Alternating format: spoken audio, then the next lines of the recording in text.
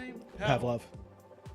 Pavel Durov. Pavel Durov. He was like, Elon Musk and I just agreed to let Telegram use Grok, and Elon was like, no, he didn't.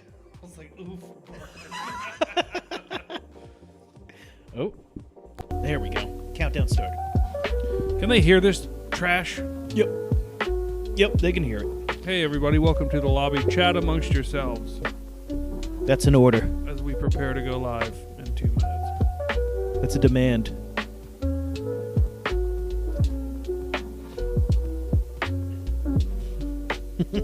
Hope the intro works. All right. Is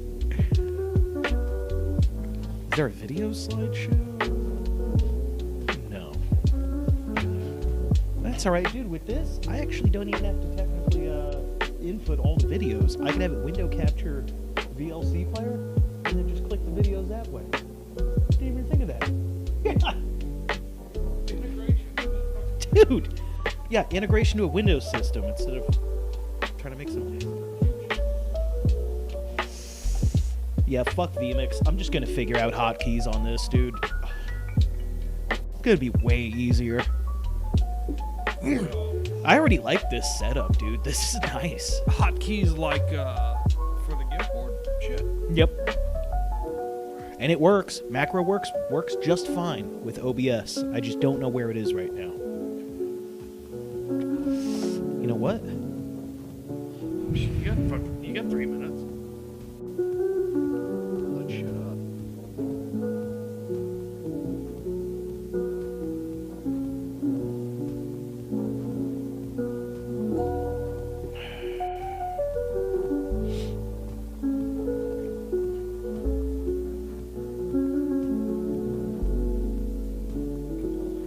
Hey, can Thank somebody you, good check girl. on if they're talking amongst themselves in there? Good girl says, I hears ya on the tube. Good vibes. You guys need to make friends with each other. We're all friends here. Yeah, good girl's on YouTube. Hell yeah. Respect for that. I wish we would have jumped on YouTube a lot earlier than we did. Yeah. I mean, we're flying under the radar right now. I heard there's been like another purge and shit. Haven't seen it with who I follow, and they say some pretty dicey stuff. Do they say Nick? It's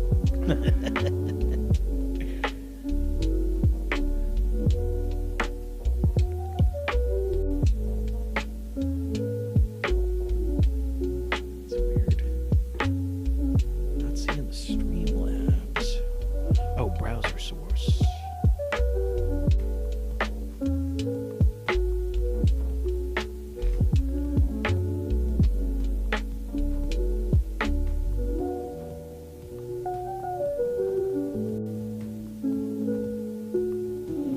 Oh, look at that. Here's another cool thing, too. I go to add a source that I've already added in another scene. Oh, do you want to pick that one? Yep, it's there. Boom. We're done, dude. Fuck vMix. Cocksuckers.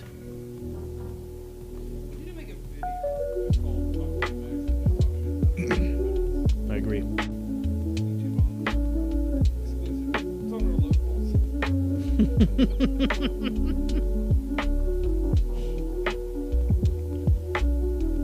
Paid for this? Yes, because we paid for vMix. You guys all getting familiar in there? Good. You better be mingling in there. You know, something tells me with OBS we'll be able to do multi-chat integration too. I'll bet you can. Just right off the top of my head, I'll bet you can. With this, it's just going to be computer audio, and it'll capture the desktop. So just whatever video platform we want to use that is infinitely times better than vMix's vMix call. Yeah. No, I mean, like, I'll bet, like, YouTube and Rumble can chat together. Oh, a bot can do that, but it gets real sloppy. Then I'm on all our about end, sloppy. it looks all doubled up. Slop it up! Slop it up! Thank you, good girl. We're trying a music bed today. Spice things up a bit. Is that going to go the whole show? Yeah. Will I hear it the whole time? Yeah. I could turn it off, though. Or I could turn it off for... No, because then it would be... Nope, can't do it. Hey, everybody in the chats that I'm not monitoring, is the music bed audio too loud, or is it just right? Where y'all at on that? Because I'm fine with keeping it go. Oh, hey, everybody. Wait a minute. Hey. Wait. No. What happened? I thought this was fine. Oh, that's right. I don't even know if they can hear it. Let me see if anything is broadcasting. It's not. Well, it's broadcasting this, but it's not playing the audio for some reason. That's fine. Look at old Bill. I'm just trying to see if...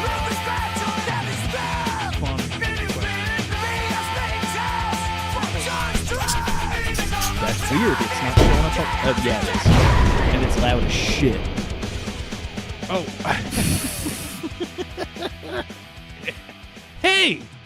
Hey, what's going on?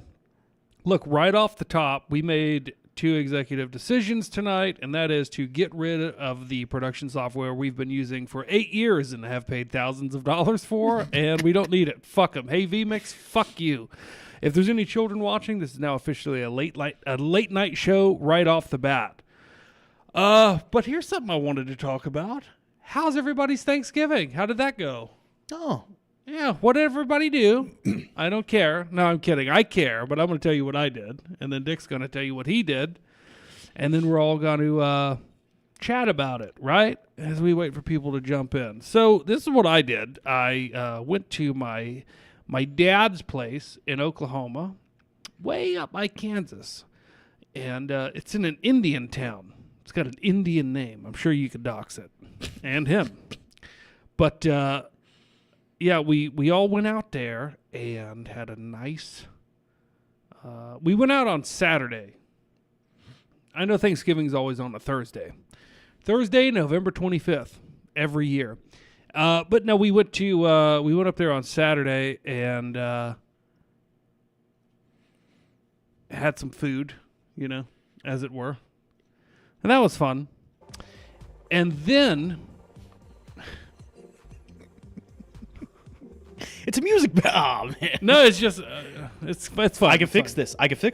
He's going to fix that. I'm going to keep talking. I don't remember a lot about it. No, I didn't get shit hammered. But what I do remember is getting shit hammered in a hot tub. Fuck yeah. It reignited my passion and desire to get my own hot tub. So I started shopping them. You can get a hot tub from Amazon for like $3,000. Okay. 4-person, 13 jets. I don't need 1,000,000 jets. Give me the hot water and some good company with big titties. 8 jets. 8 jets is ideal. Yeah, give me 2 and give me a 4-seater. Mm-hmm. 2 jets at each seat. Yeah. What's weird about hot tubs is it's always like an odd number of jets. And then you look at the overhead view and you're like, why would you put 5 jets here and 3 jets here? It doesn't make any sense. Like, I think it's so you can establish dominance as a hot tub owner and be like, no. This is my seat. It's got the jets. Yeah. It's got more jets. I get more LED light show action here. But yeah, it was 20 I'm sorry. It was friggin' 20 degrees outside, and that hot tub was at 99. I don't like to go above that. It gets too hot. And yeah, I just sat there with my brother and killed a 12-pack. Just shot the shit. And then got out of the hot tub after 7 hours and played some music, man. Just jammed. Nice. Just jammed. And then How's your brother doing? He's doing good. He stopped dating the person he was dating, which is probably good. Yeah. Yeah. You know why? She seems sweet enough, but... Sure. Yeah. Sure. But, yeah, and then I was there with... my family, my brother, my aunt and uncle, and my cousin, my dad, his wife, sweet gal, and we got there Saturday afternoon, right? Did the hot tub, did the music, Went to bed early. It was like 10 o'clock, 11 o'clock. Woke up the next day, had breakfast, and then everybody collectively at the same time was like, well, I'm going to head out. And as soon as they did, I was like, yeah, we should probably get going too.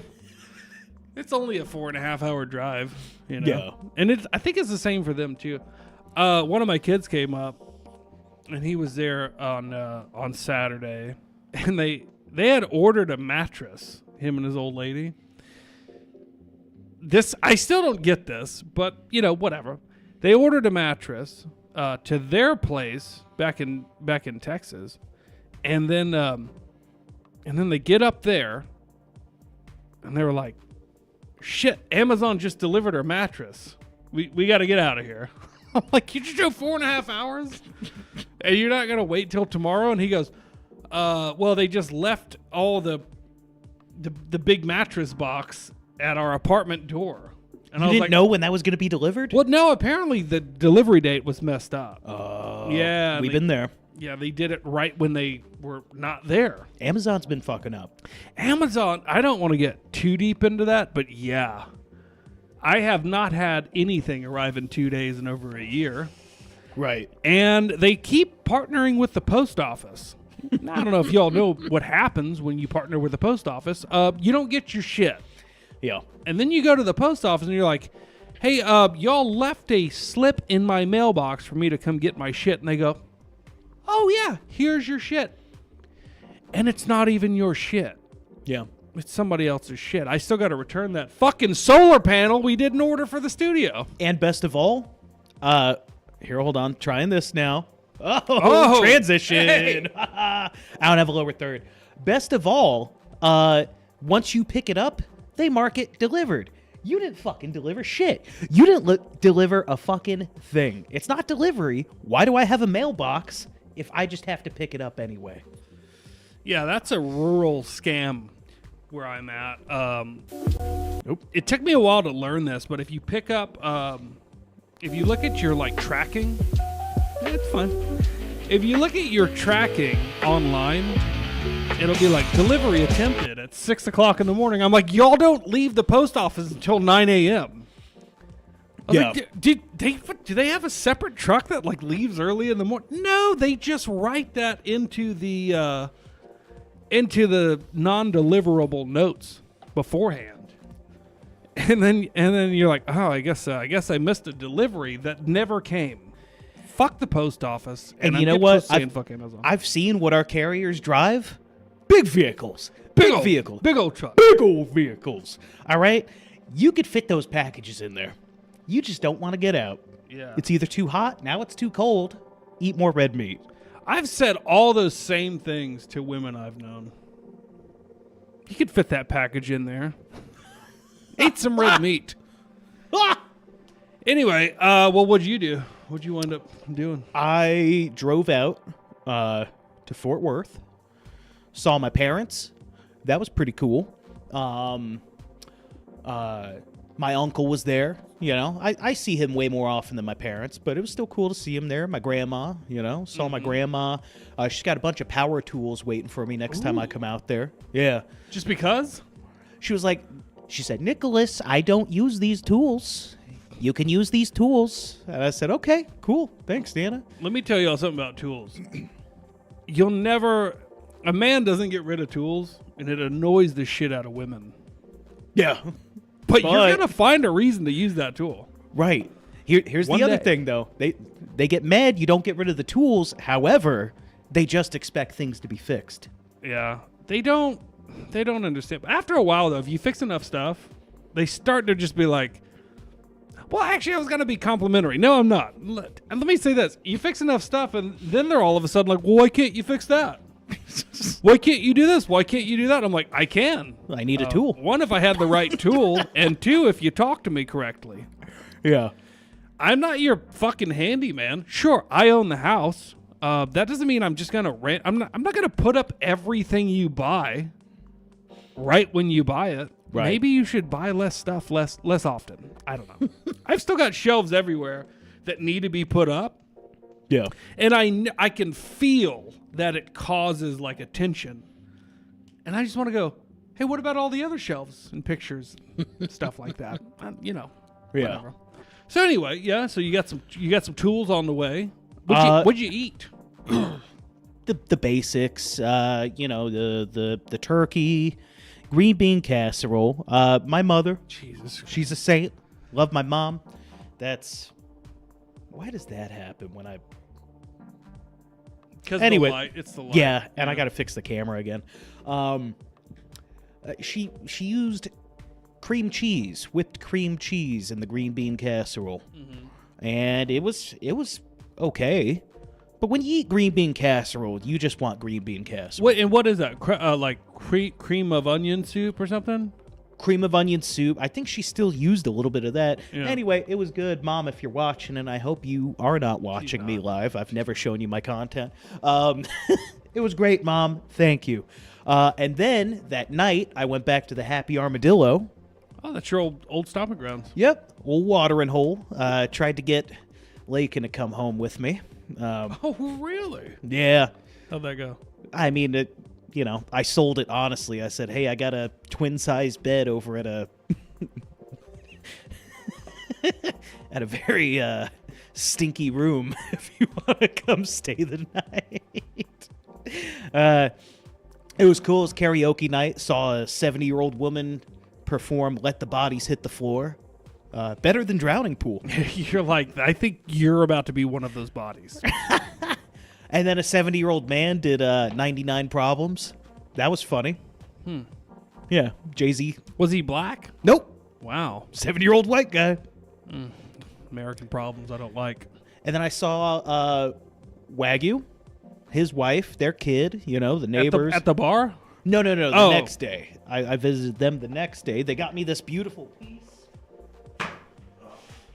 They got me this beautiful thing for home decor. What'd she look like? Oh. I'm going to hang that up. It's not quite Live, Laugh, Love, but, you got to have some variation. No, you just have to have a new tattoo. Let me get this one crossed out. Put it right over your dick. Love lives here. Love lives here. I got to go back to the green bean casserole thing because just before Thanksgiving, I had a discussion like I do every year about green bean casserole where I go, what's the fucking point? It's not good. And so many people go, yeah, it is. It's great. It's a staple. And what I'm about to tell you applies across the board when it comes to holiday culinary food staples. And it goes a little something like this. If it was that good, you'd eat it throughout the year. Now, I got a little argument here. I'm all ears because this is my shit. Some of the purpose of eating the same things on that Thanksgiving, those flavors remind you of past Thanksgivings. They remind you of the past. It's the same thing with like scent profile. Scent and flavor, wow. Scent and flavor go hand in hand. You know what I mean? Yeah. And eating the classic green bean casserole with the bacon wrapped turkey. Okay, wait a minute. Bacon wrapped turkey. Oh yeah. Okay, that's different. And you just created a new twist on turkey. I go, that's what the fuck I'm talking about. Because I would eat a bacon wrapped turkey multiple times a year. Yeah. Not even that much. You just get your standard pound package of turkey, wrap it around the essentials. It's perfect. My mom, 20 years ago, no, probably 30, 25 years ago now, discovered the secret to the best turkey when you're cooking it in the oven, too. Cook it upside down. Oh, yeah. We started doing that a while back. Yeah. Little turkey hack. But when you eat those foods, those staples, it brings back memories. You know? With me, it never did. It always brings back memories of this doesn't taste good. I remember this is pointless. It just brings you back to this. Speaking of that, okay. Here's a little story. So my dad's wife, she makes homemade everything, down to the bread, right? Which, by the way, homemade bread, no offense to this person. Don't want to dox anybody. Overrated. Oh. Those little yeast rolls you buy frozen that you let rise and then you bake those, way better. Let me ask you. Yeah. You ever had Dr. Tom's homemade bread? No, I'm not a fan of anything Dr. Tom's. I'm kidding. No, Tom, bring some homemade bread to the next shindig. He brings that every time. Oh, then I've probably had it and not been a big fan. No Well, offense. you're I've just never not a been. bread- I don't remember a time there's been a big party, and I ate bread and I was like, "Jesus, this fucking bread is delicious." I mean, bread for the most part, bread is just, it's a delivery system for the food. It's a delivery system for the meats and cheeses and condiments you want to put in your mouth, you know? My favorite delivery system for bread has always been very consistent, and this is pretty universal across all types of bread, and that's butter. Put some fucking butter on that shit. Yeah. Buttered rolls, buttered toast, buttered bread, Butter on everything. buttered biscuits. Oh shit, what was I saying there about you made a face about like remembering that something tastes shitty one time a year. Okay, so For me, it's ham. I like ham, but each to their own. You know what I mean? I'm not gonna, but I eat ham throughout the year, right? So I like ham. So if I see a decent ham on sale, I buy the ham and then I eat it. Right. Probably 4 to 5 times a year. Ham is so universal. You can make sandwiches. You can eat it straight up. And that's it. It's good though, to me. Yeah.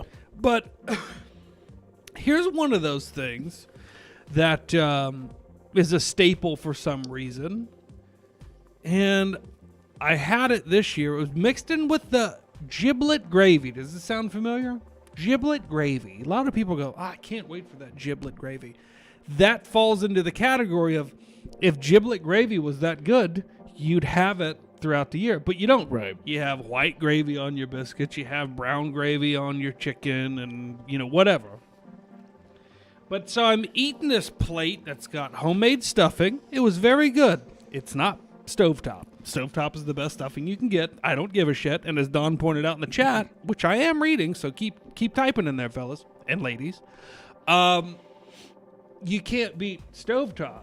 I eat it throughout the year. I don't eat it every week. But every now and then I'm like, you know what would go good with these potatoes? Some stuffing. Anyway, I digress on the stuffing. That's a food I'll eat year round. Giblet gravy is what I was talking about. Yeah. So I'm eating turkey. I'm eating ham. I'm eating homemade rolls, homemade mashed potatoes, homemade stuffing, and homemade giblet gravy. And everything is very good for what it is. Like turkey. For what it is, it's good if you can smother it in enough salt and gravy. Yeah. So I'm eating these mashed potatoes now, and I think there's a little piece of ham or turkey in it, in the gravy on the mashed potatoes. And I eat it, and I bite into what I think is the little piece of turkey or ham. It was a giblet. Huh. I almost fucking vomited all over the table spread. Yeah, what the It was fucking rank. It was disgusting. Poison. Keep the giblets out of the fucking gravy. And I've never had that experience before. I think because usually I don't nibble on the giblets. Yeah. I just swallow it, Yeah. You know what my family does with the giblets? Throws them in the fucking Get them the trash. fuck out of here. What the fuck? Same thing. Your family does the same thing America should do with Somalians. Gets them the fuck out of here. Throw them in the trash. Guys, I hope you all had a wonderful Thanksgiving, as we did. I think you did. Sounded like you did. Yeah, on the way home, stopped by my uncle's, gave me a 4K TV. I still haven't got out of my car. But Jeez, nice. And then, even better, after I got back, my mother, she's a saint, bought me a mattress. I have had the best sleep I've ever had. I want to sleep You're a all shitty day. sleeper. Dude, best sleep I've had in 10 years. You sleeping through the night? Dude, through the entire night. You know when you have such a good mattress that you're delighted to wake up in the middle of the night just to turn over and go, fuck yeah. I get to fall asleep again. Yeah. I love that feeling. Well, fuck Queen yeah. size, memory foam, and gel infused. Little cooling action. Yeah. With springs. It's still got springs. I'm not some weird bed heathen. All right. Spring, memory foam, cooling gel. I got a cooling gel memory foam pillow. Ooh, like a matching set. Yeah. Dude, incredible. Shout out to G Sleepy, new sponsor of the show. G Sleepy. You make the best mattress I've slept on in over a decade. Well, to be fair, you have just been sleeping on a pile of dirty clothes on the floor It's for true. years. Beer cans, gelada cans. Your pillow's just a sack full of crushed beer cans. The best thing about a gelada can is it's wide enough for my head to crunch. That's true. I'm not going to knock that. But yeah, we hope everybody had a wonderful Thanksgiving. If you didn't, we actually feel sorry for you. And that comes from here, where my heart would be if I had one. Yeah. Corazon. Yeah, see, mi corazon. Yeah. Which in Spanish means 70 different things if you listen to their music. Because it's in every song 17 times. Right. Okay, what should I just jump into the big thing and then we'll just do random shit afterwards? Let me say this first. Yes. Guys. The AssCon event is coming up in January, the 23rd and 24th. Yes. 23rd and 24th. Getting down to the wire. So all money received will be going towards our trip to AssCon, which we would love if you could join us there. It's Phoenix, Arizona, January 23rd, 24th. So please, live on stage. Yeah, we're live. You'll get to see us in person. I don't know why you would want to. But yeah, no, I'm kidding. We're a fun time in person too. We're not just plastic characters on your video screen. No, Ask we're anyone. real people. Ask anyone I know. All right? Ask anyone you and I know. They'll be like, oh, yeah, love hanging out with them. No. They won't. They'll be like, what? You get the chance to hang out with them? Oh my God, take it. When is this? I'm going. Where do I buy the ticket? Well, let me tell you where to buy the ticket. You're going to go to AssCon.baby. AssCon.baby. AssCon.baby. They got that all set up?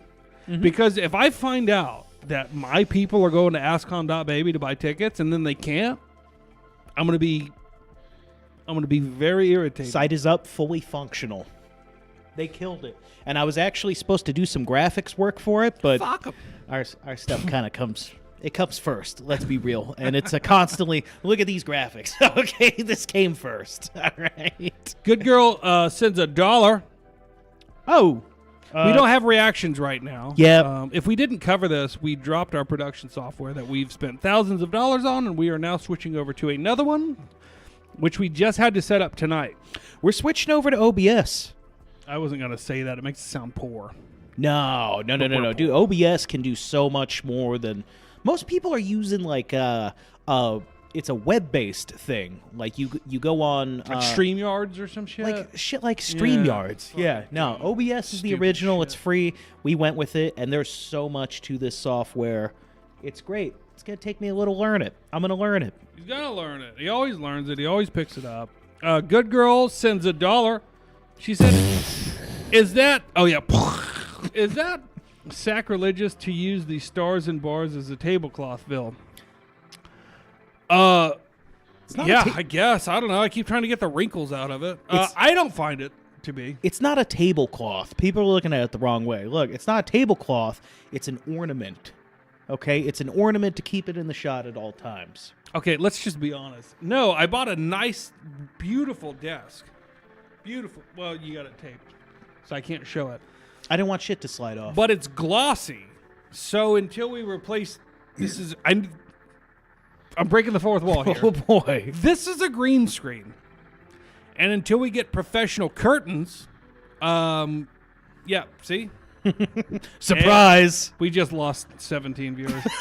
That's all of our viewers. And because of that, and the professional lighting we have, it reflects off of the shiny table. So as soon as we got the desk off the shiny desk, it reflects green. Oh, it reflects green. Yeah. So this becomes part of that no matter what it is.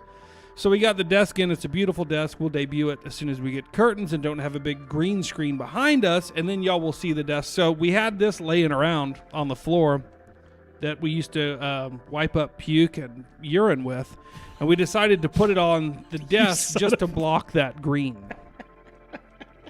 Yeah. This flag represents I lost. Oh, don't. Buddy, I wouldn't worry about the followers we're going to lose. I'd worry about losing your life. Speaking of which, I think that's a good segue. This flag represents the time we tried. The time we tried. And I think that's a good... you just switched the camera to you. Oh, he's leaving. And he's out of here. This flag represents something very important. And I'm gonna take some time and I'm gonna break it down for y'all. Because I want you to see it from my perspective. So I'm actually glad it came. It's not where I was going. I wasn't going to start out with the flag. This flag represents a time. It represents a feeling. It represents history. A history of a tyrannical government that wanted to take away everything from the people this flag represented. And it's important to remember it from time to time, especially in times like these, where the main takeaway for me is now, there weren't the same issues then as there are now. But if this side would have won, the issues we have today probably wouldn't exist. Oh, yeah. The things we hate the most probably wouldn't be around, and we wouldn't be doing this very specific, very particular show about what we're going to talk about. It was a funny joke, but like at the same time, for real, those who shit on the South and people who cling to the Confederate flag, you know, they were fighting the inevitable collapse we're embracing, or not embracing, but experiencing today. Weird, right? It's almost like one but side... they're stupid. You're just as stupid. You're just as stupid if you think that... I don't know. There's an old saying that goes something like, to the victors write the history. Yep. And there's also another saying that goes something like, it wasn't the good guys that won every time. Now, some people see this flag and they think it represents the Civil War, which it kind of insinuates that it was a mutual war, right? This side wanted to fight this side.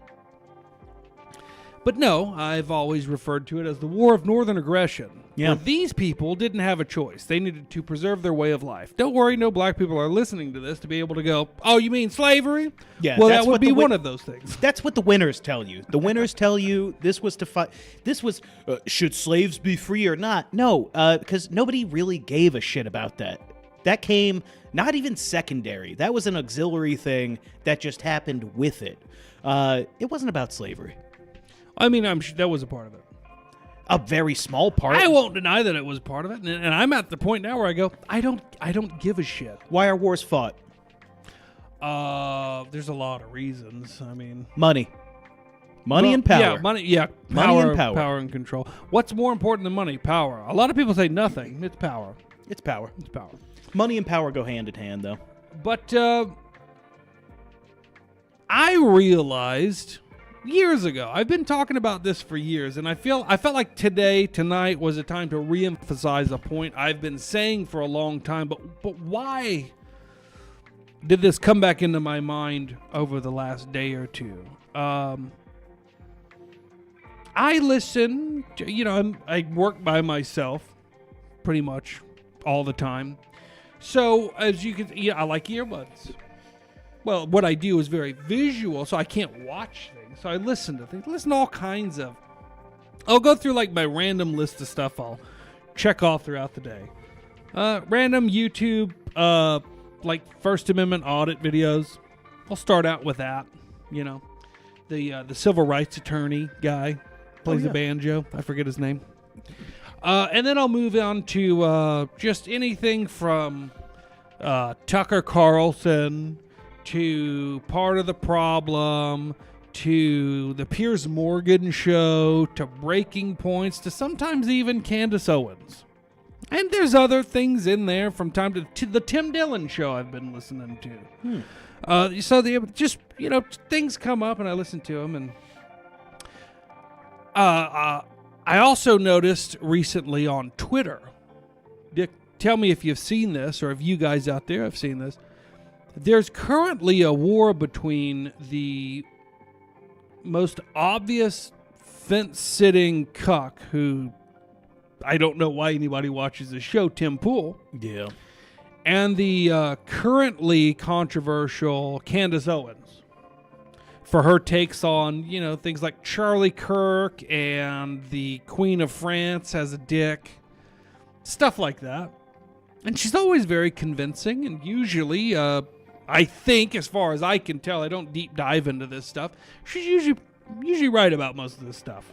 I do believe that Brigitte Macron has a big old fucking hog. Big old hairy French dick. When I was hanging out with Wagyu, one of his neighbors, sweet gal, Courtney, she was telling me more of like the latest developments, and what's believed is that not only is Brigitte Macron a man, but is also his dad, right? Macron's dad? Yeah. Yeah, I heard that. You fucking... Ugh. But yeah, I saw yesterday on Twitter Tim Pool attacking Candace Owens.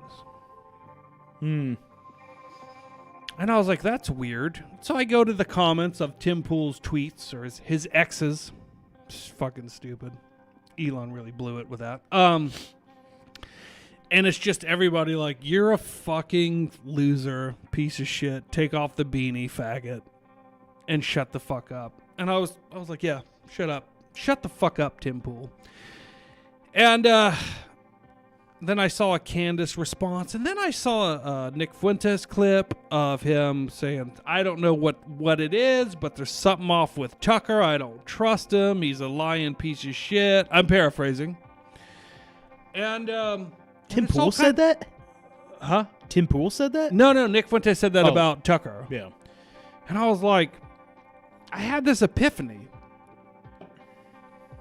And that is, when I read the comments under all these different interactions amongst all these names that I've just mentioned that you've all heard of, and you all know their takes, and you all know their opinions, and you all know who they are and what their show is and what they do, it dawned on me that essentially the latest form of distraction is a very clever, subtle form of distraction. They've taken the narrative that needs to be repeated constantly, now more than ever, which I'll get to, and then they create infighting amongst the most popular people that are representative of all of these different movements, which are really kind of the same movement for the most part. Sure, they've all got their little... Not Tim Pool. He does not count. He doesn't count in what I'm saying. No. But the Candaces and the Fuentes and the Tuckers and, they're bickering.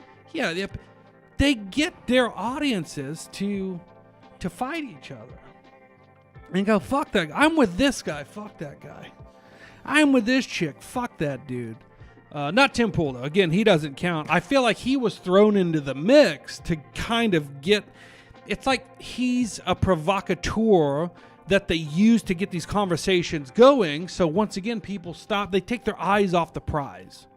So I'm here tonight to reiterate my years-old position of to not be distracted by that. And I'm not saying these people are even in on it. Right. Sure, some of them are, Tim Pool. But for the most part, I think most of these people are genuine. Sure, they probably reach a certain audience size and they become influenced by things like money and coercion and blackmail. I'm not accusing any individual of that in particularly. I'm just saying things happen when you reach a certain point of success. But these people have had platforms for years. Years. They're household names. And there's nothing wrong with that. But I've noticed the longer they go on, they they never tell you the most important message of all. Now, Tucker has touched on it. I'll give him that.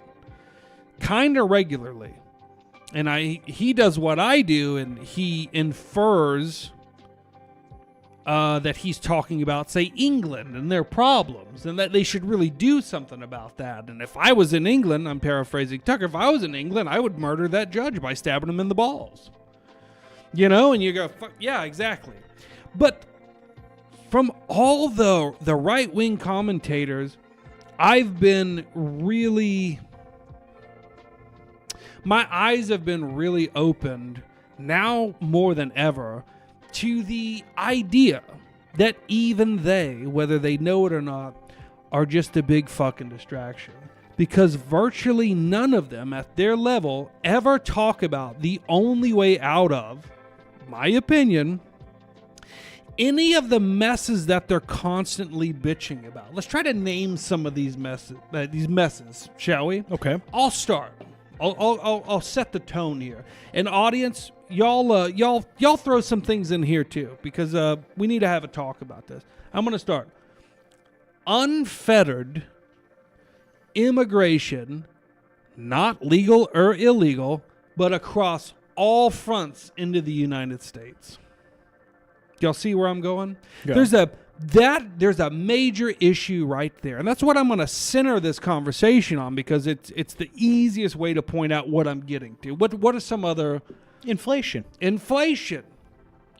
Government spending. Judges that let off criminal. How many articles have you read over the last month about a judge letting a 50-time violent offender right back out on the streets, where he then rapes and murders somebody? Or it's like daily. Or they catch a sex offender who gets a sentence that's virtually a slap on the wrist in comparison to, much less heinous crimes. Right. 2-year sentences, 4-year sentences for abusing children. Yeah. Or you go across the pond and somebody who's raped by an illegal... This is like bringing it all together. Like somebody who's raped by an illegal black migrant gets less time than the person that called him a migrant that shouldn't be here, because that's hate speech. Most recently, a woman gets assaulted, calls the guy a faggot. Yep. Calls him a faggot. She gets arrested. Mm-hmm. She got the shit beat out of her. Called him a faggot in a text. Yeah. Charged with a hate crime. Arrested. She was essentially coerced into pleading guilty, because she was facing 5 to 10 years from getting the shit beat out of her, and then texting her friend that guy was being a real faggot when he beat her to the point of needing to go to the hospital. Well, her friend sent that to authorities as hate. You can look all this up. It's all beside the point. We all know these stories, but then you're left with these options that you think are viable. I'm going to give you an example. We talked about the judges. They go, somebody, how many times have y'all heard this? How many times have y'all said this? Somebody really needs to do something about these activist judges. They really need to be voted off the bench. Trump should replace these activist judges. And everybody's like, yeah, these judges are a real fucking problem. These judges are real jerks. And you would be right to say that. You would be correct. But I haven't seen one person that says, yeah, that's great and all, but it doesn't solve the problem of the habitual perpetrator that's still alive and wasn't in prison 20 years ago for 50 years. It's like they get you to focus on a problem that doesn't solve the problem. It just kind of gets you to be angry about all the distracting things.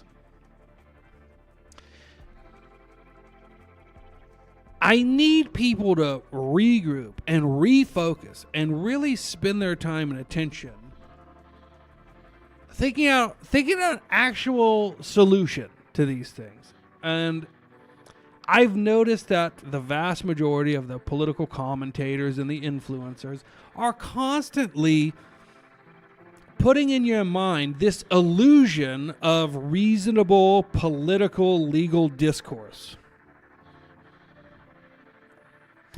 Because, God forbid you're called a radical. God forbid you go, you know what? Hey, me and you just named a lot of problems. Let's go through some problems in the chat. Fuentes is a homo. That's not one of the problems. Naturalized citizens serving in any government position. Yeah. There's cops now that aren't citizens in the United States that are policing your communities. It's another problem. Yeah. So it's like we could go on and on and on about all the problems that we're facing. And we all know Just to touch what on they that are. real quick, Yeah. the real root of that problem is not being able to police your own community. You know? You did that just so you could play that. I mean, I didn't have anything else to put in the background. I'm like, gotta put something interesting. Leave that. That's way better. But yeah, the root issue of that, just to touch on it further, is you can't police your own communities. Pedophiles, murderers, they get protected. You can't police your own. And now, it's not even people that belong here in some sort of weird sense that are policing the communities. But sorry, go on. No, that's exactly it. Like, we're constantly being told... shit, I forgot what I was going to say. We're constantly being told... I'm going to try to recover it, even though I don't know. Constantly being told things like... these Somalians are a real problem. But our president is going to do something about it. Our president, Donald Trump, he gave a fiery speech about how they're not even good for this country. We bring in so many people that we don't even need in this country, and these Somalians need to go. I think that the vast majority of them here are naturalized citizens. So even if he was able to get rid of the illegals and the visa overstay, you're still flooded with a massively overbreeding, 88% welfare rate, more violent than the native population, hotspot centered in these districts that they're put into in order to elect their own people. So now we're facing this idea of at least that's centered in Dearborn, and it's centered in Minneapolis, and it's at least overall there's not that many. It's like yet there should be zero. Yeah, you dummies. Do you not know how cities expand? Do you not know how cities expand? They expand outward. And much like their cities are being flooded in with these people, it's going to expand outward. And it's going to spread. Yeah, it's going to spread like a cancerous growth. I'm sure they started just started concentrating them in very specific neighborhoods, right? Yep. Okay, well, now you've got a senator called Ilhan Omar. Yeah. Yeah. And representing a district where she openly claims that Somalia is her first priority. She's there to defend Somalia and Somalians, both abroad and in the United States. I'm sure you heard the $1 billion Minnesota scandal. And that's just the tip of the iceberg. They've stolen way more than that. People come to that. Blah, blah, blah. It's not the fucking point. That's what they have you constantly focus on. And they give you a crumb of hope by saying, but I'll tell you what, this is going to make people so angry, so fucking mad, that they're gonna vote for somebody that's going to do something about it. And when that person runs, when that guy runs, I'm going to vote for him. And right now, that's actually feasible. But I'm going to give you the most radical candidate to ever exist in the United States. The most balls to the wall, fuck everything. I'm going to do what's right for the U.S. candidate that has ever existed. He's your president right now. His name is Donald Trump.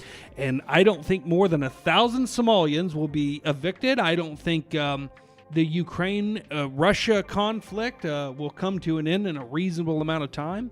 I don't think that he'll stop supporting Israel. I think that a lot of the major problems you still bitch about will not be fixed by this boisterous old man. Now, he does do a decent amount of good things. And I've been harping on him for a while, but I have seen some good stuff lately. And it makes me... it makes me docile to some extent. And then I go, snap out of it. Snap the fuck out of it. No. No. It's not stopping anything. It's barely slowing it down. You've been served a turd on a plate, but he frosted it a little bit. He frosted that turd. He made it a little sweeter, a little more palatable. But what are you eating at the end of the day? Look, it's a turd on a plate. It's a big turd sandwich with some diarrhea pate on it, but I'm only asking you to take a bite. You don't have to eat the whole thing. It's one of the best turds. I make the best turds possible. They're like really appealing. They're really delicious. Put some frosting on it. It's a Somalian turd. Yeah. It's a Somalian turd with Haitian diarrhea pate. So, but, you know, they're French, basically. So they know how to make it. But you get little drips of hope, right? And I'm saying the little drips have never, in my lifetime, compared whatsoever to the massive flood of the actual problems. This man could do his absolute best, which we all know is never, ever gonna be enough. For example, like his biggest donor is Miriam Adelson, now heir to the Wynn Casino fortune, who gave over $100 million to his campaign. Donald Trump joked at a live press conference, or was it a joke? This is another thing. People are like, was he really joking, or did he really mean this? He goes, you know, Miriam Adelson, I've known her for a long time. I got a question. Is she more loyal to the United States or Israel? I asked her, and she didn't answer, but I think it's Israel. And everybody's like, oh, my God, I can't believe he said that. Right. I'm like, well, that's the best you're going to get is him just saying that. Right. The best you're going to get out of a politician is the bare minimum of what a politician should be doing.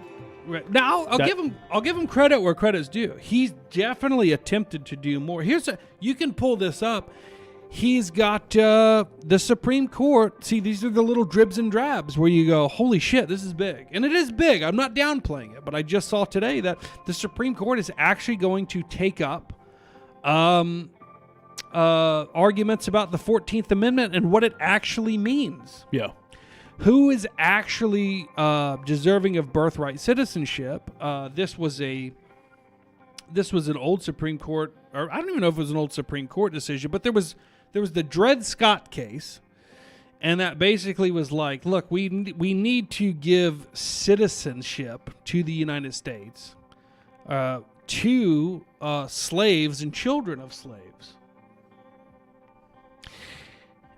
And that has somehow became, if you can make it across our border and shit out a kid, that kid is now a U.S. citizen, and that gives you some amount of rights because we have feelings, and we don't want to separate parents from their children, nor do we want to send the children and parents back to a third world shithole.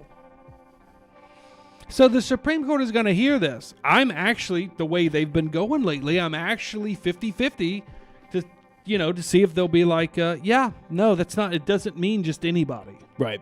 Now, I actually read a quote from one of the people that wrote that 14th Amendment, and I didn't send that to you. Now I wish I had. If I did, it's on a little newspaper headline, but I don't think I did.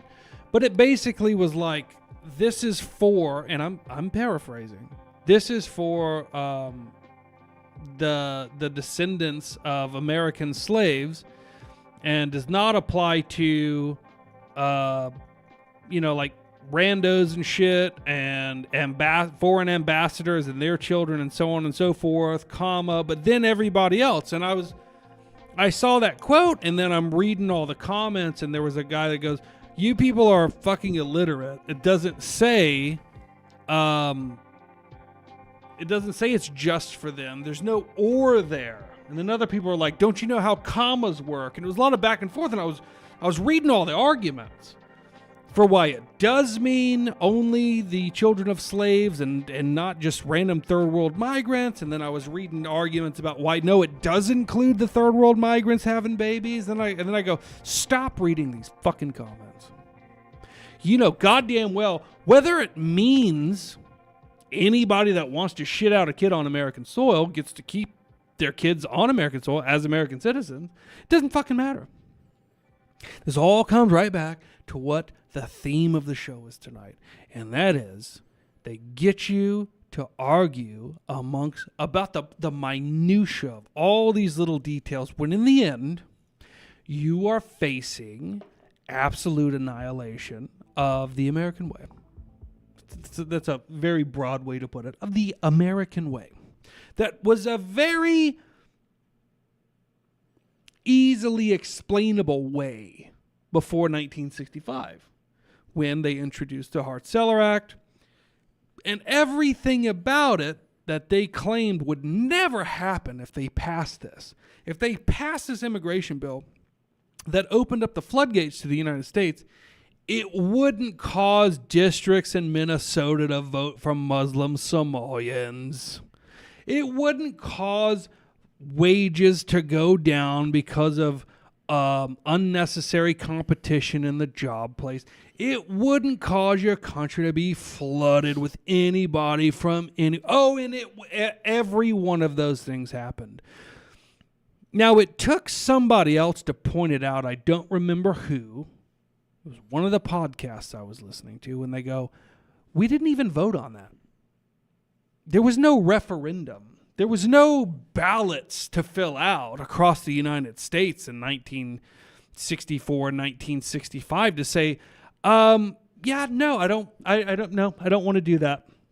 Nope. White Europeans who are statistically likely to give more to this country than they are to take from it. Now, the vast majority of people that come here now, it's the exact opposite, which they said it wouldn't be. Ted Kennedy said, oh, no, it's not going to do that. No, who cares if they come from third world countries? They're going to be a benefit to the United States in every way. And in every way he said they would be a benefit, they have been the opposite, historically proven. But when the person said it, I think it might have been Dave Smith, might have been Tucker Carlson, but it really was like, it was one of those moments where you're like, Jesus Christ, you're right. We didn't vote on it. No, it was Dave Smith. And Dave Smith claimed, I don't know if it's true or not, he goes, even with the amount of immigration and the shifted demographics since 1965, if that same act was put up for a vote today, and even illegal immigrants were able to vote on it, it would still be voted down. Nobody would vote for the Hart-Celler Act, whether it be 1965 or present-day America. And a light bulb went off, and I go, oh my God, it doesn't matter how you vote, who you vote for. When they want to do something, they're just going to do it. They do it. There's no referendum. There's no voting. And in that particular case, the end result was what you see every day you leave your house, every day you look around: crumbling infrastructure, junkies flooding the street, homeless people on every street corner, project housing everywhere, crime rampant, people who don't speak the language that work in all the places you go. That's the result of something you never, ever, ever had a say in, and won't have a say in, because it's never going to come back up. What's done is done, and it's not going to reverse. Of course, you got this Supreme Court here in the 14th Amendment decision, right? Or making a decision on the 14th Amendment, and maybe that'll go your way. Maybe it won't. What happens after that, I don't know. But something tells me, even if they go, yep, none of those people ever had a right to citizenship, does that go back all the way to when that amendment was ratified? Does it count just from that decision forward? I don't know. But the damage is done. And it's always done. How many, especially nowadays more than ever, how many wars would the average United States citizenry vote for? You know, the United States they were always against even World War II. The entire time, even after Pearl Harbor. But that was enough to get them to go, now we get to declare war. Yeah. It's always funny how in situations like that, something massive happens to turn the opinion of the American people to go, God damn it, let's fucking get in there. Here's another example, 9/11. You don't have any questions about that, though, right? Like, that was totally, that's totally organic. Passports just landed on the ground there. Yeah. Never invaded the country that those people were from either, by the way. They're our allies. Passports conveniently made of paper, by the way. Just randomly, I don't know, there's a giant fireball of an explosion that's capable of knocking down a building in free fall. From just the fire. The fire alone is able to destroy this building. But these passports just land on the sidewalk next to the rubble. Unburnt. Unscathed of the flame. Maybe a little, maybe just for visual appeal, the edges are just a little toasty. But that's not the way paper and fire and combustibles work. Right. There's so much now that we could question the internet. It's truly a bane on us and society and everything. But hey. But sometimes it can be a blessing, Well, and the internet is it's a lot of different things. But right now in these circles that we travel in, it's where we get our information from, both like in text and picture form and in audio form from all these podcasts, to bring us back around to the beginning. Yeah.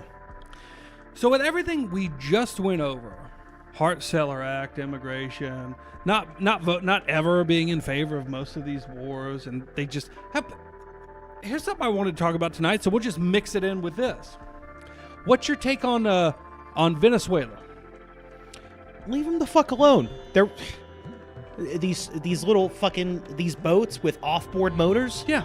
Yeah, they're going all the way from here. Venezuela to the U.S. Get the. There's actually more gasoline on those boats than there are drugs, because they got to get all the way up here. And I'm like, first of all, let me tell you something. I like drugs. No, but they go, this is where these, and they keep, I love this term, narco-terrorists. Oh, yeah. Well, they're a bunch of narco-terrorists, and you go, hey, why are we bombing fucking boats, fishing, or, you know what, or drug boats? I don't give a fuck. Or drug boats. Well, you don't support narco-terrorism, do you? Is that the new buzzword? Is that the new MAGA buzzword? Yep. Narco-terrorism? Yep. They're narco-terrorists. You're not going to defend narco-terrorists, are you? Yeah. And I go, well, wait a minute. Isn't Venezuela like the most oil-rich country in the world? That's weird, right? We don't want their oil. They're just narco-terrorists. Yeah. Oh, really? Because Mexico's not a fucking problem? Well, the narco-terrorists from Venezuela are bringing over all this fentanyl. And you go, no, they're not. Yeah, also Venezuela, the CIA wants their title back, by the way. They go, your own DEA, I believe in April of this year, says there's no fentanyl. There is cocaine coming from Venezuela, but cocaine never hurt anybody. Right. What's your problem with cocaine? It was when fentanyl became a problem. They go, let's make a big deal out of this fentanyl, because, you know how you terrorize America with narcotics? You put fentanyl in it. That makes them narco-terrorists. And that's why we got to fucking overthrow the motherfucking Maduro regime in Venezuela. And you go, what about the Jew in Mexico where all the fentanyl actually comes from? What are you talking about? They're not narco-terrorists. You literally call them a narco-state. Well, they might be a narco-state, but they're not fucking terrorists. You go, but Venezuela is? And they go, yeah. You go, I don't believe you. I don't know why, but I don't believe you. Maybe it has something to do with every other fucking thing you lied about the entire time I've been alive and been aware of the wars you've got us into. And now there's just wars by proxy. And I see people like, fuck it, Trump knows what he's doing. We're fucking going to war with Venezuela. And I go, Jesus Christ, don't y'all understand how destabilization works? Where do you think those migrants are going to go when you fucking overthrow Venezuela, right? And then people go, well, they're socialists. And I go, I don't fucking care what other people do. We got a rumble ran in here. Lengthy Meat Puppet sends us $1. He says, hard R. Hard R. I'd like to read his other comment, though. Okay. Bring back craft meth cooking. Foreign factory meth is stealing jobs. Yeah. Yeah. 100%. Yeah, meth used to be primarily American. I would say we invented that, but I think it was the Germans with Pervitin. It didn't hurt them. So, what's my point? I fucking droned on for a long time. What's my point? We're being distracted. My point is, everything you see, you're supposed to see. And every opinion out there from your favorite opinion givers, you're supposed to get their opinion. And every time they tell you, fuck that other guy, it's all just a distraction, because what none of them ever say is, you know what?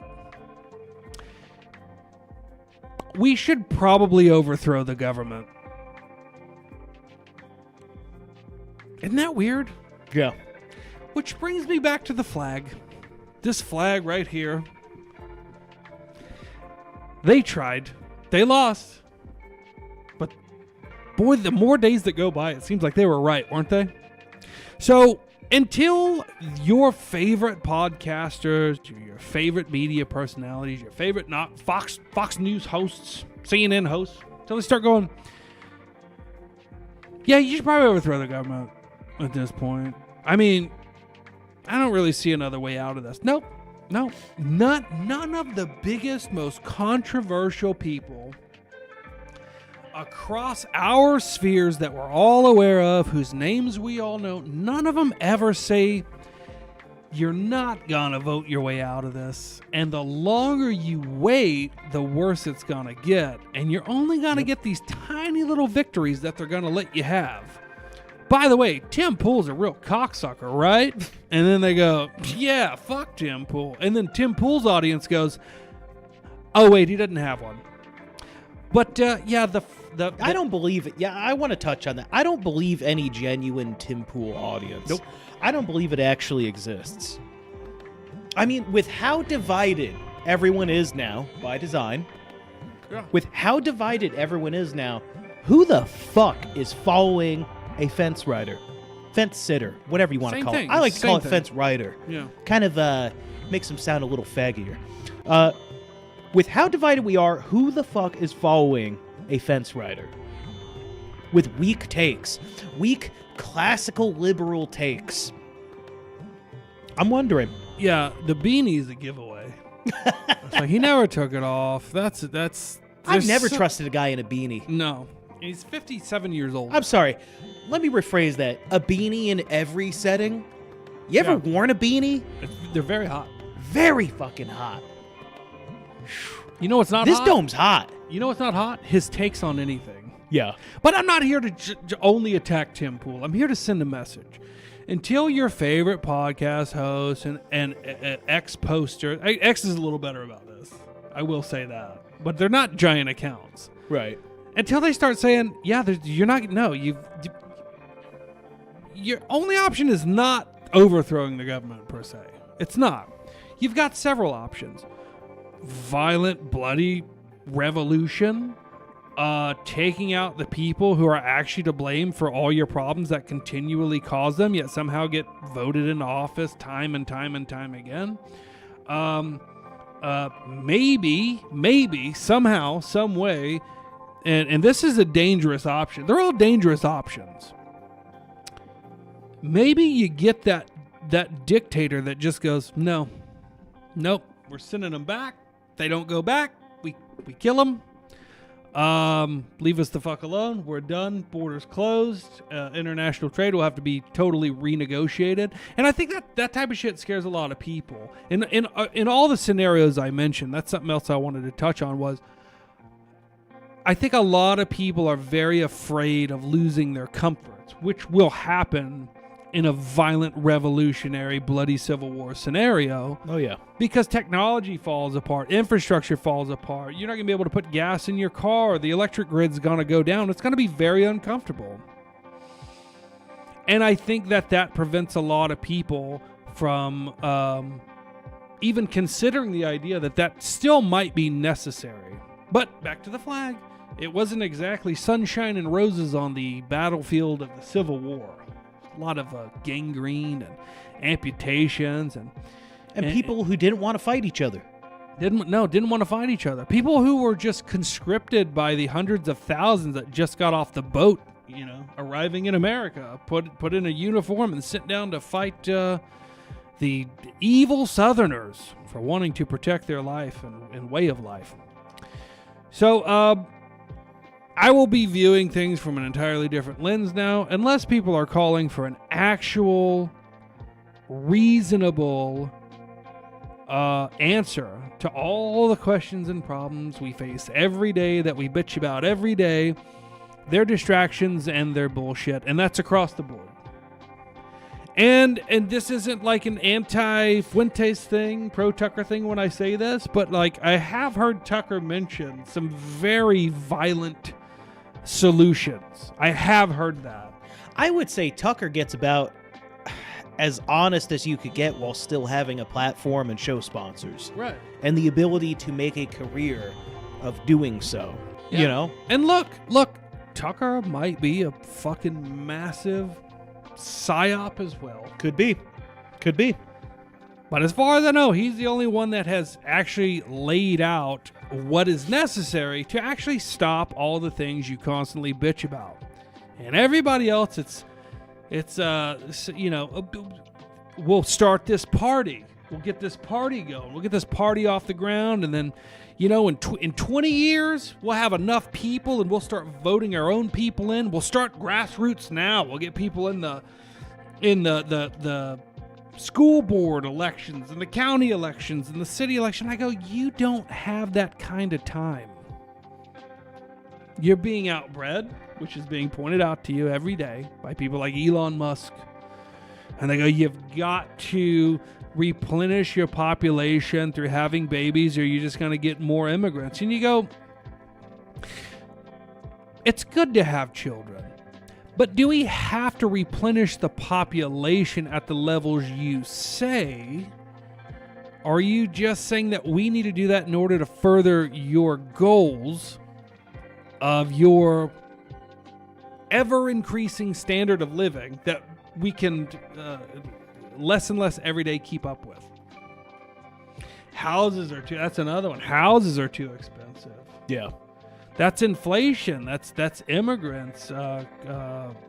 Competition. As they're buying these houses, they're getting these jobs and tax benefits and welfare and all this, and you can't compete. And they're all having these kids, and you can't have kids because you quite literally can't afford it. Not without going on the dole yourself. Well, you don't want to do that. You're a proud American, and you shouldn't want to do that. But that's what you're up against, and that's not slowing down.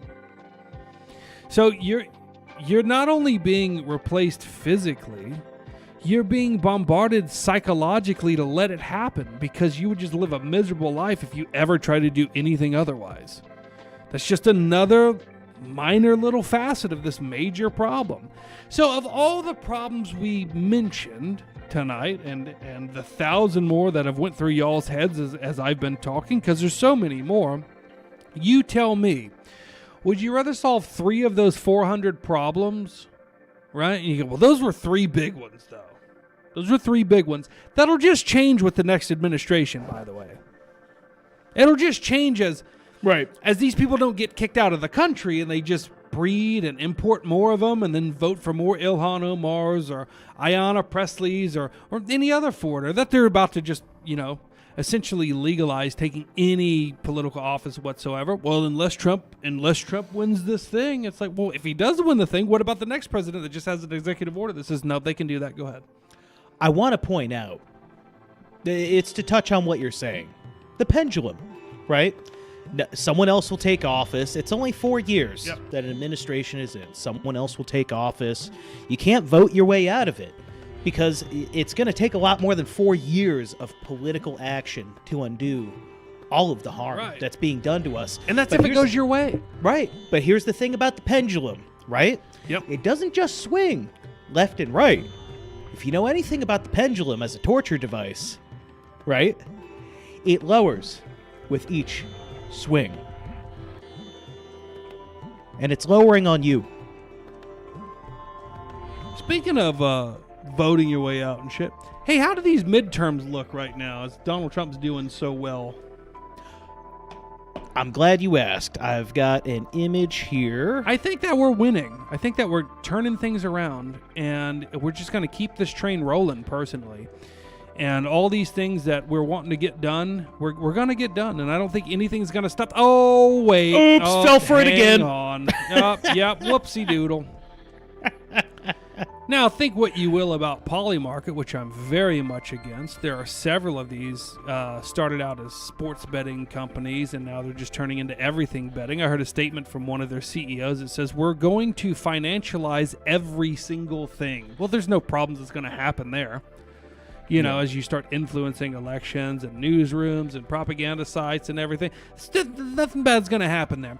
But that's a whole nother problem for a whole different day, as you just are demeaned to the point where you're now betting on the most mundane shit. There's not this thing called gambling addiction or anything. That's what you're left with. Your only way to make it in this country now is to just bet on. Here's one that's coming up. If Taylor Swift is going to be impregnated by Travis Kelce. By Travis Kelce. Yeah, that's not, you can go bet on that now. No problems there. Beside the fucking point, the Dems are probably going to win the midterms, and there's your stalemate. And Trump can do a bunch of executive orders, but it's a real toss-up. I don't know if you can look this up on the fly or not. What's the Polymarket odds for who wins the next presidential election? It doesn't mean anything right now, but the point is, it could be anybody. You're probably not going to get another Trump. You're probably going to get a watered-down version of him, and he's a pretty watered-down version of himself. None of it's... If it changes in your favor over the next month to the next 2 years, it's just going to go back the other direction as we decline further and further and further. And people that we all look up to and we listen to on a daily basis, most of us, I think, are worried about bickering amongst their massive shows and audiences, and nothing's going to change. So this says J.D. Vance is at 30%. Why is Gavin Newsom even on there? That's how dumb of a country this is. Yeah. When that race happens... And AOC. Yeah. When that race happens, it'll be fucking 50-50. Yeah. You know, it's going to be very close. And we're at a point where the guy who failed his own state miserably, who cleaned up, he actually got rid of... I don't know. This is... Have you heard... Did you hear when Gavin Newsom actually did solve the homeless problem? Yeah. China was coming to visit, so he kicked all the fucking junkies off the street just while they were there. Then they all came back. So he can do it, but he's not going to. There's the wildfires that still haven't, all the homes that were lost from that still haven't been rebuilt. But he's a contender for the president. No. It's not that they've been rebuilt. I don't know if you've heard about this. Adam Carolla's done some reporting on it. Yeah. China's buying the properties. Oh, well, there you go. Problem solved. Why do you think the homeless were kicked out? Because China came because the next buyer came in. I'll be down. China's buying the properties. And if it's not them, it's BlackRock or Blackstone or... Yeah. But guys... Anything black. In 4 years, J.D. Vance might win, and it might be okay. You see where this is going? And then you're just constantly going, I'm on team so-and-so. I'm on team so-and-so. I'm on team so-and-so. And that's not even fucking politics. Red team's going to be the one that wins. Yeah. I like blue team. That's just talking about podcast audience feuds. And nothing will happen. So start looking at a much broader picture here, folks, and start looking through things through the lens of, are these people talking about an actual solution, which isn't political, it's literally revolutionary, or are they talking about, well, I didn't like this person's take on that, and let's bitch about that for 2 days before something else happens, and then we'll change the subject again and never actually address fixing things for real and fixing things for good, as we have tried in the past. And you know what? I think we should try again. Let's just move on from that now. I've fucking ranted long enough, but I gotta say, I'm very fucking disappointed, not only in myself, but in everybody else who hasn't noticed that until now, where I just pointed it out. I've got the NYT You know who. Oh, this is actually this was the video that brought all of this up. So let's play that, and I'll probably do another fucking hour on exactly what I just did an hour and a half on. Fingers crossed. I hope this works. Again, new software. Hold on. Before you click it, guys, before you watch this video, anytime you've ever been sympathetic, anytime your morals have said, you know what, maybe I'm being too extreme, I want you to save this video and I want you to replay it every time you start being sympathetic towards these people. Go ahead. I want to touch on something real quick, too. VILL's been on fire this whole time, and we haven't been getting Rumble rants.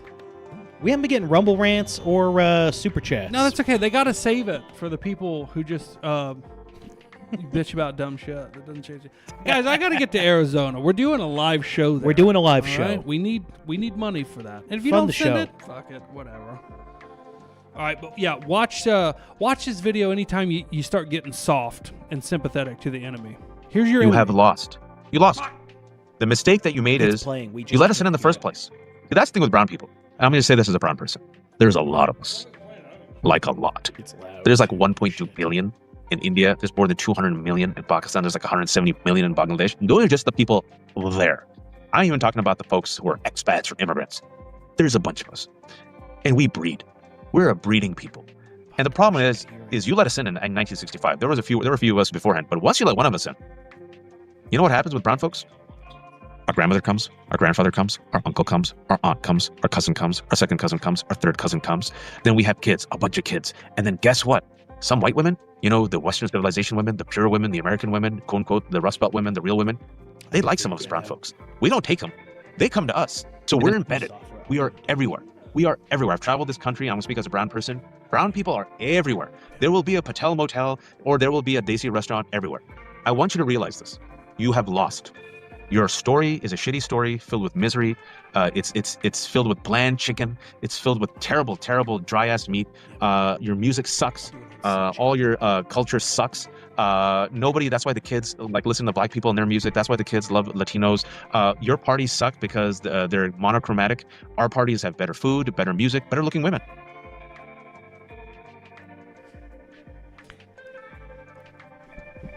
He's literally telling you you've already lost. But what's more important is he told you you lost the second you started letting his people in. I don't need to repeat it. You heard it. But you know what? That's a New York Times columnist, by the way. Major newspaper. Now we can say, well, that's a Jewish-owned paper, and damn these fucking Pajeets. Trump really needs to stop this H-1B bullshit, and we should stop importing it. Yeah, you can say all that. That guy's still gonna win. He's still gonna live here. He's still gonna push that rhetoric and propaganda. And eventually, your numbers and your ability to push back will get smaller and smaller and smaller, to where people like that, they'll just be everybody. Thank you, sir. They'll just be everybody. They'll be your neighbors. They'll be your bosses. They'll be all your politicians. They'll be your police. They'll be your cops, yeah. Yeah. But I think J.D. Vance has a chance of winning the presidential election. Yeah. But man, what if he doesn't? And you get Gavin Newsom, or you get who was the other one? The big booty Latina. You get a big booty Latina. That would be bad. That horse mouth. Oh man, I know Gavin Newsom would be fucking terrible, but J.D. Vance won't be as bad. Yeah. You think that New York Times reporter that just literally said he's genociding you, by the technical definition of genocide, he just laughed about genociding you. And if you call him a brown street shitting faggot, you're 1 to 5 years away from spending time in prison for a hate crime. Yep. As he depending on which regime's in. Yeah. As he just bragged about genociding you. Here's another number I didn't know.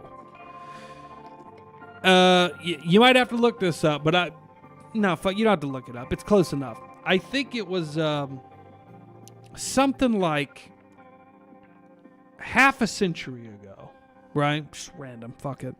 Half a century ago, there was like 30% of the world's population was considered white. Now, everybody, if you didn't know this, the current population of the world is 8% white people. Wow. You know, the ones who hate all these fucking minorities. The 8% of the world who hates all of these minorities used to be 30. You've already been genocided. It's already happened, and you didn't even know it. And now the minority genociders are laughing at you. Yeah. And they're laughing at you, and they're saying you deserve it. They're dancing on our graves. he literally said you deserve it. Well, Yeah. I don't know. I couldn't hear the audio. But I think he said you deserve it because you let us in. You lost. Yeah. In his mind, the war's over. In his mind, there's not even a fucking war. And in your mind, and everybody you listen to's mind, it's not a war. Meanwhile, we're batting about the term genocide when it comes to Palestine and stuff, which I'll say, yeah, they're fucking ethnically cleansing the Palestinians. And somehow we're involved in that like I give a shit. Yeah. And I do give a shit because they're using our money and weapons to do it. A country that hates us. I was telling Dick about the story I heard. There was this ex-CIA guy, and he was telling a story. This is just one little tiny story. I want you to extrapolate out from this on your own. There was two ambassadors. It was a married couple, and they went to Israel. They were American, not ambassadors, agents, CIA agents. And they went to Israel on assignment, and one of them went to a university there to learn Arabic, and the other one was like worked in the CIA office. And the CIA told Mossad, they go, "These are our agents. You know, they're here. We're declaring them and everything." And they go, "Okay, great." Well, they left their house a few times to attend things. They lived in Tel Aviv, and they would travel to Jerusalem periodically for things like celebrations or parties or meetings or whatever. One time they left their apartment in Tel Aviv. These are American stated agents that Israel knew about, gave permission for, and all that. The first time they left, they came back from their trip, and all the furniture in their apartment was rearranged. Sound similar? The Stasi did that to fuck with people. Okay, so then they left another time, and they come back, and people had taken shits in every one of their toilets and didn't flush it. And you're like, Jesus, these fucking Israelis are disgusting. Well, then they attended their going away party because they had done their time in Israel, and they were going back to the States. And they came back, and well, everything was fine. Except their dog was cowering underneath their kitchen table. And when they finally got the dog to cut out, the Israelis had cut the dog's tails off. He didn't have to. The Israelis cut the dog's tail off and then bandaged it. That's one story of people who we told were going to be there. Our allies, that's what they did to them, to fuck with them. And that's one story. I'm sure there are thousands more. They've been caught spying. We talked about Jonathan Pollard the other day, selling secrets to Israel just for money. It wasn't even like religious at the time. Israel then took those secrets that Pollard stole and gave them to Russia in exchange for Soviet Jews to be sent to Jerusalem. Then Pollard gets out of prison. He's given a hero's welcome in Israel, and he kisses the ground. And now he's meeting with our ambassador, Mike Huckabee. See, this is just another road I can go down as to why we are fucked. And in all these scenarios, every one of the people I've mentioned tonight has also talked about this, but not a single one of them has said, maybe we should overthrow the government. And I'm not saying that either. We're not saying it either. Let's why be clear. aren't people We're hinting not at it? endorsing that. We are not endorsing that. But I'm not endorsing that. I'll at least talk about it. I'll at least say, but if you don't, nothing's going to change. Right. Unless J.D. Vance gets elected. Oh, yeah. He's... Well, I say that. I think that the Republicans could maybe still pull it out on the midterms. And everything will get better. All the things we talked about. Yeah. Or we'll just bomb fucking more fishing boats in Venezuela. Those aren't fishing boats. God damn it. Stop saying that. Those are narco-terrorists. Oh, I'm sorry. We'll keep bombing narco-fishing boats. Narco-terrorist fishing boats. Narco-terrorist fishing boats. And I go... With off-board motors. And I go... And luckily, that'll really benefit my life and my way of life in my country. Thanks, guys, for continuing that fucking war. What about Mexico? They're not narco-terrorists. It's just a narco-state. Oh, okay. We gotta get rid of those fucking fishing boats. I feel like a big downside to Newsom getting elected as president in 2028, if that happens, guys, I think it's going to get really bad. I think he might say we're not going to bomb the narco-terrorist fishing boats anymore, and then I don't know what the fuck to do. What are we going to do? Then we've definitely lost. Are we going to keep dropping dead from fentanyl? Yeah. Hey, I wonder if those numbers have gone down. That's not even sarcasm. I'm just curious. Because if they would have to be down right now. Because we're bombing narco-terrorist boats in Venezuela. Right. Well, I wonder if the number of cops and their fake panic of fentanyl has died down at all yet. That's what I love seeing too. The cops that, I touched fentanyl! Quick, get the Narcan! Quick, I'm dying! I can't breathe! Where have we heard that before? I just watched a junkie snort a line of that, and they're fine. Right. Look how long it took George Floyd to die. Yeah. All right? Cops, calm the fuck down. Yeah. What else we got on the slides there? Guys, send money. We got a trip to make. Yeah, for real. Send some rumble rants. We're not begging. I'm demanding it. Send some rumble rants. Ooh, or YouTube. Stream Elements. Let me check Stream Elements because I'm not exactly sure it's working. So I'm gonna feel really silly if we've had some some silly YouTube, Billy. Yeah, some YouTube play on that. So give me 1 second. Nope. That's okay. It's the holidays, and people have Christmas stuff to buy. Yeah, we do. Well, I don't use show money for Christmas stuff. Oh, man, I have to buy a fucking lumber package to finish my well house. Another $250. Damn. I don't use y'all's money for that. I use my money. Nope. It's our money. We use y'all's to travel and buy drugs. Yeah. I got bills to pay. Not fentanyl. I got bills to pay. Bro, I'm... This next month, I'm going to be struggling with this new job. None of the show money goes into it. I want to come visit, but I realize you don't even get anything for free. I'm like, fuck, I'm going to have to pay for shit? Right. Fuck that. I get you free coffee. Good. Man, I don't even like their coffee. Yeah, I know. It's fucking gross. I don't like it either. All right, what else we got? Let's talk about let's talk about these pipe bomb developments. Okay. I got a video for you. Yeah, pull up the video. We'll have this guy explain it to us. He's a CNN person. I'm going to try doing this real quick. Okay. Let me try playing it another way where we can all hear it. Okay. You know what I mean? Yeah. It helps. Yeah. Oh, it definitely helps. Okay, so I'm going to pull this up like that. Apologize, guys. This is sloppy right now. We're still here. We're still here. Here we go. Ryan Cole Jr., a 30-year-old white man from the D.C. suburbs, that is ain't charged captured. with transporting right, an explosive hang on. device in interstate commerce and with... Oh, jeez. I'll just play the video. Sorry. Working through this. Nope, wrong video. Hold on. That's for later. That's for our local subscribers. Ryan Cole Jr., a 30-year-old white man from the D.C. suburbs, is charged with transporting an explosive device in interstate commerce and with malicious destruction. That's enough. I mean, that was it. Yeah. Yeah. They're so programmed to just be like,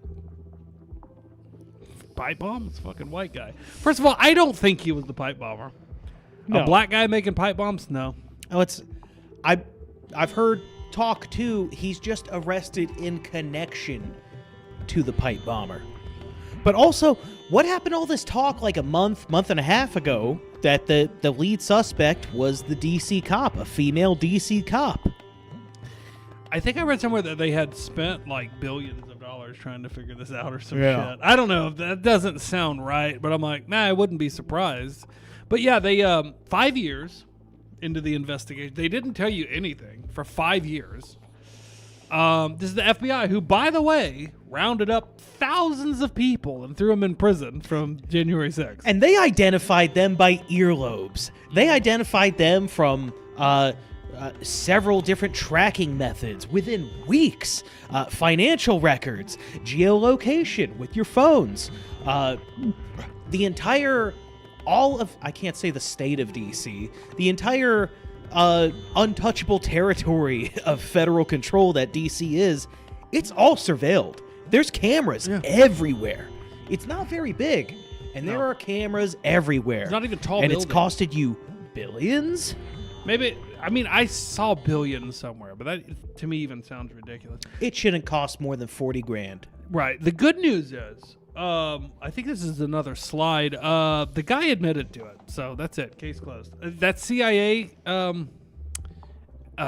what's the word? CIA contractor, CIA asset lady that was a DC cop, that they were like, yep, that's her. That was the pipe bomber. No word or anything. That came and went really fast. No, it's some nerdy looking black guy. Ah, there it is. Yeah. DC pipe bomb suspect admits to planting devices outside DNC and RNC. Sources say that. Yeah. So, guys, let's move on to the next conspiracy. I got one with... That's all done. Hey, what happened to those Epstein files? Forgot about it. I was Who cares? listening to... So, a long time ago, there was an author, professor named John Mearsheimer. And him and another professor published a book called The Israeli Lobby.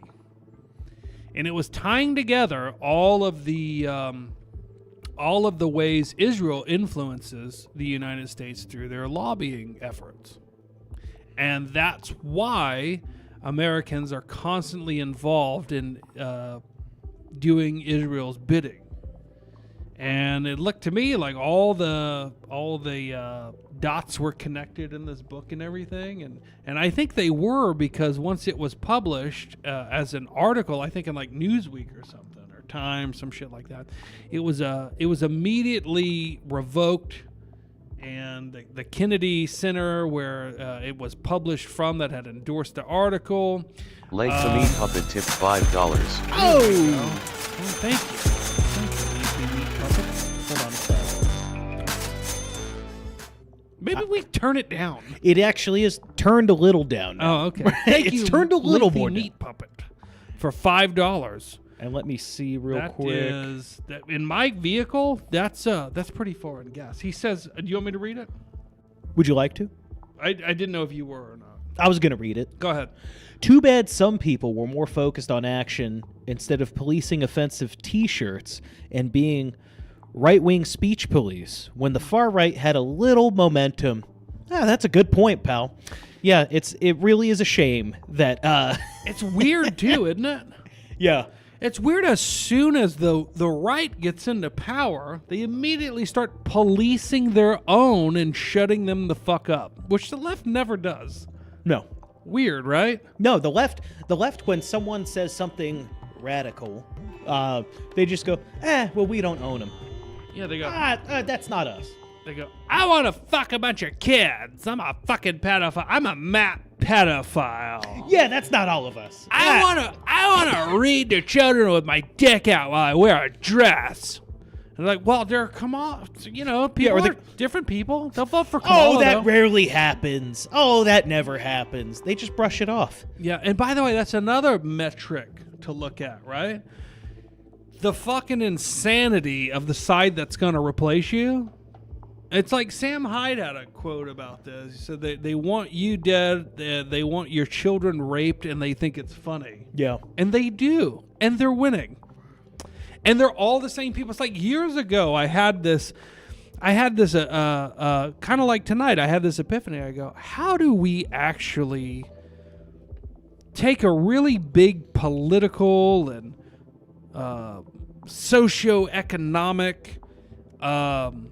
cultural zeitgeist gray area and distill it down to black and white to force people to choose sides?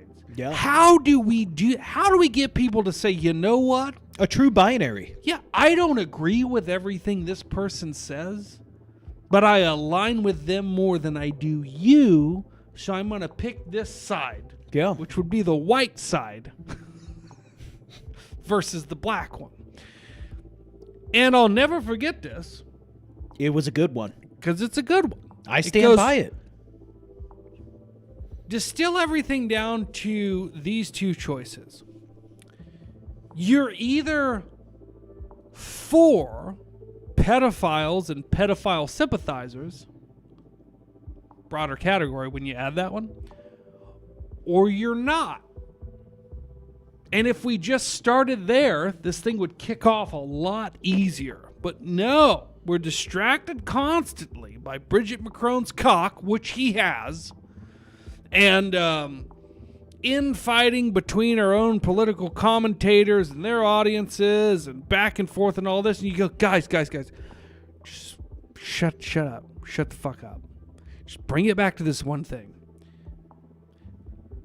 Are you for pedophiles and pedophile sympathizers? So not necessarily Are you one. against? Yeah. Let's be clear on this. Not necessarily one of them. But are you willing to either support them or shrug it off, which is a way of support? Just be like, not an issue. It's a nothing bigger. Right. Or are you against it entirely? Yeah, like here's another example. This is not the example I'm giving. It's not a gray area. It's very obvious. It's black and white, baby. Drag queen story hour. Do you go, I don't think it's that harmful. Oh, not on your side. Not on your fucking side. Yeah. Not on your fucking side. You are now the enemy. Yeah. Here's another one. Trans people in women's sports. And why do I use that example? Oh, because so many of them are kid fuckers. Yeah. Yeah.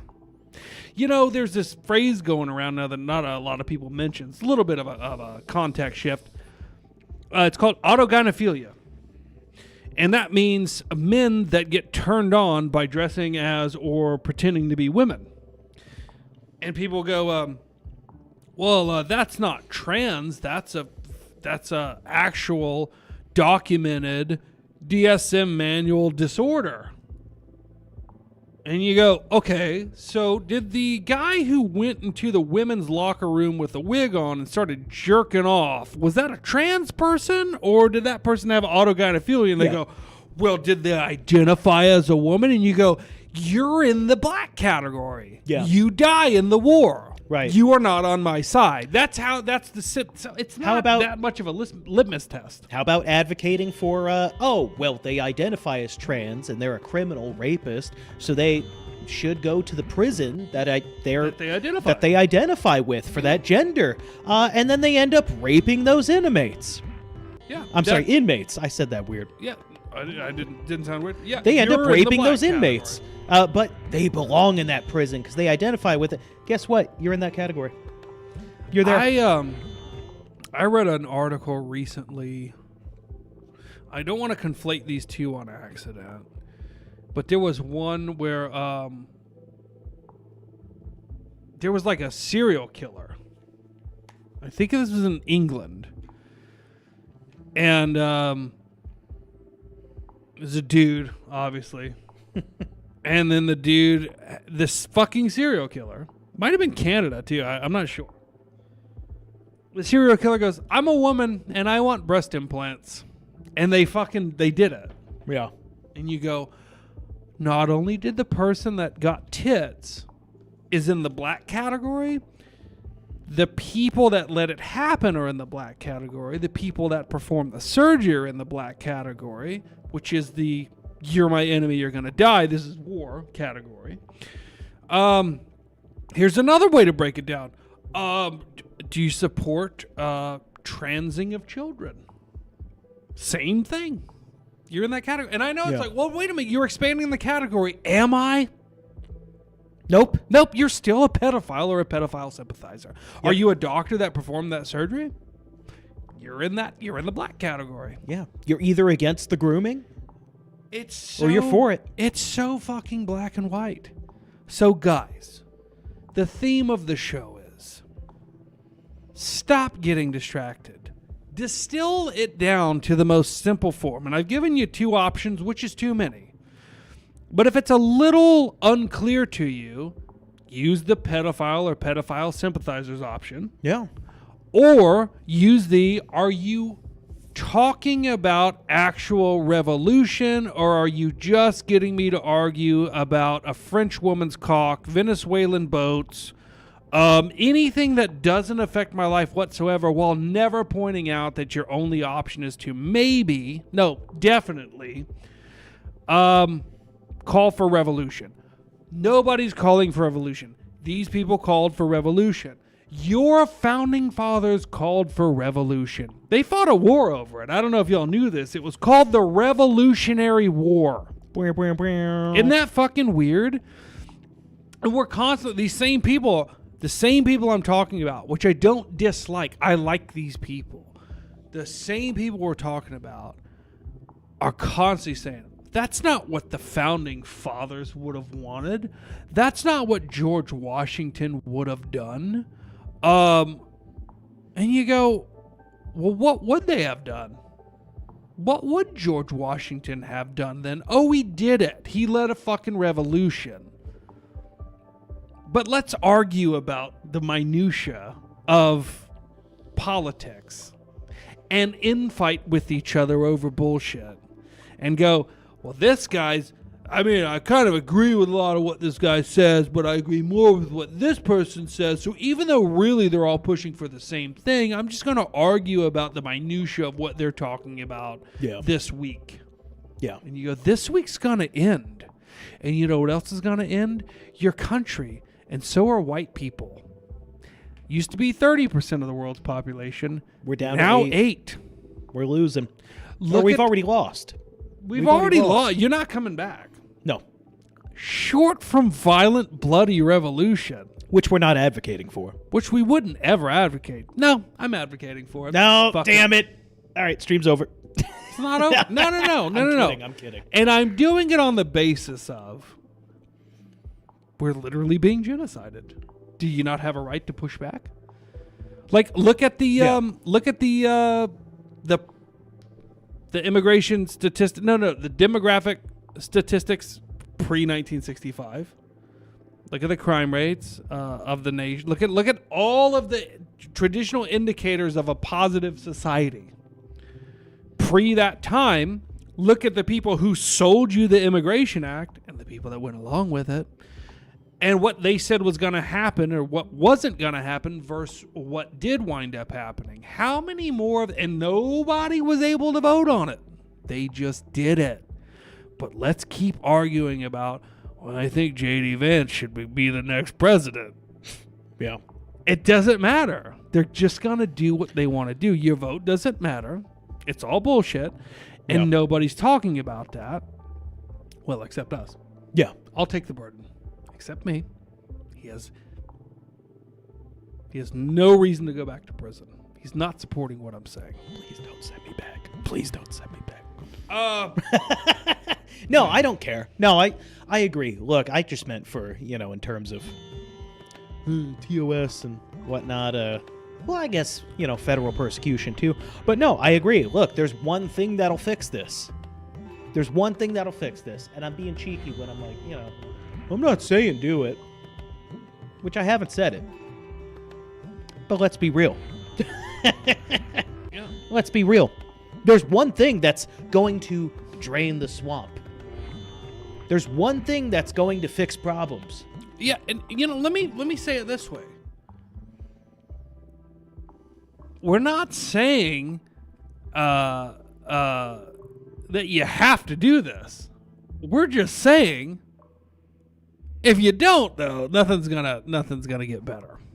That's all. That's all. And let me shatter the illusion of this being a fantastical, magical next level that we'll all reach. No, it's gonna be really bad. It's gonna be really fucking bad. Things will be terrible for a very long time. There's no getting around that. You'll be sabotaged. The infrastructure will go down. The world will turn its back on you. But you'll have a country again. Really. Yeah. Anything else before we call it? 2 hours, I think, is good on a Friday. We'll be back tomorrow, Saturday. Dano was asking for the link. For the big show. What link? I want Dano on. Let's do it.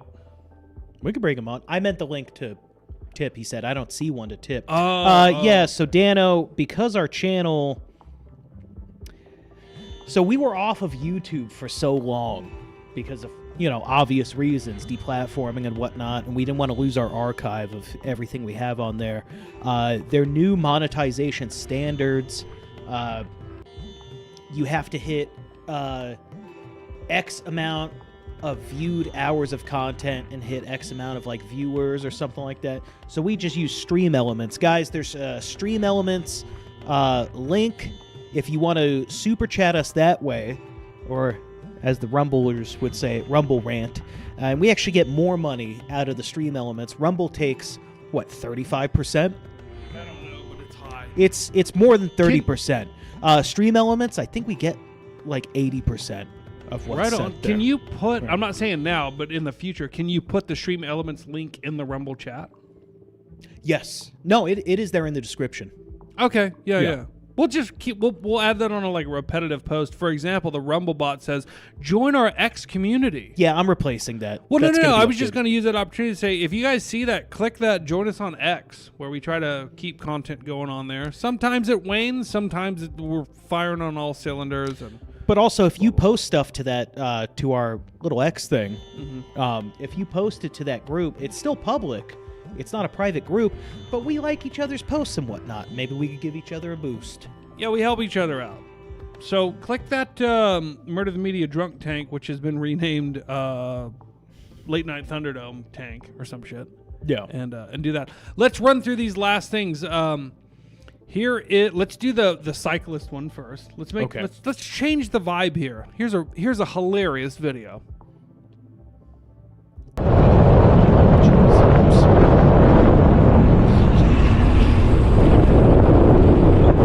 Yo, watch it. Oh, shit. Oh, shit. You okay? I didn't even get to see it. Yeah, I'm okay. I'm starting over. Can I start over? Fine, man. Yeah, do it. There we go. Cut off the first part that took forever. Are you a cyclist or a cyclist defender? Yo, watch it. Oh, shit.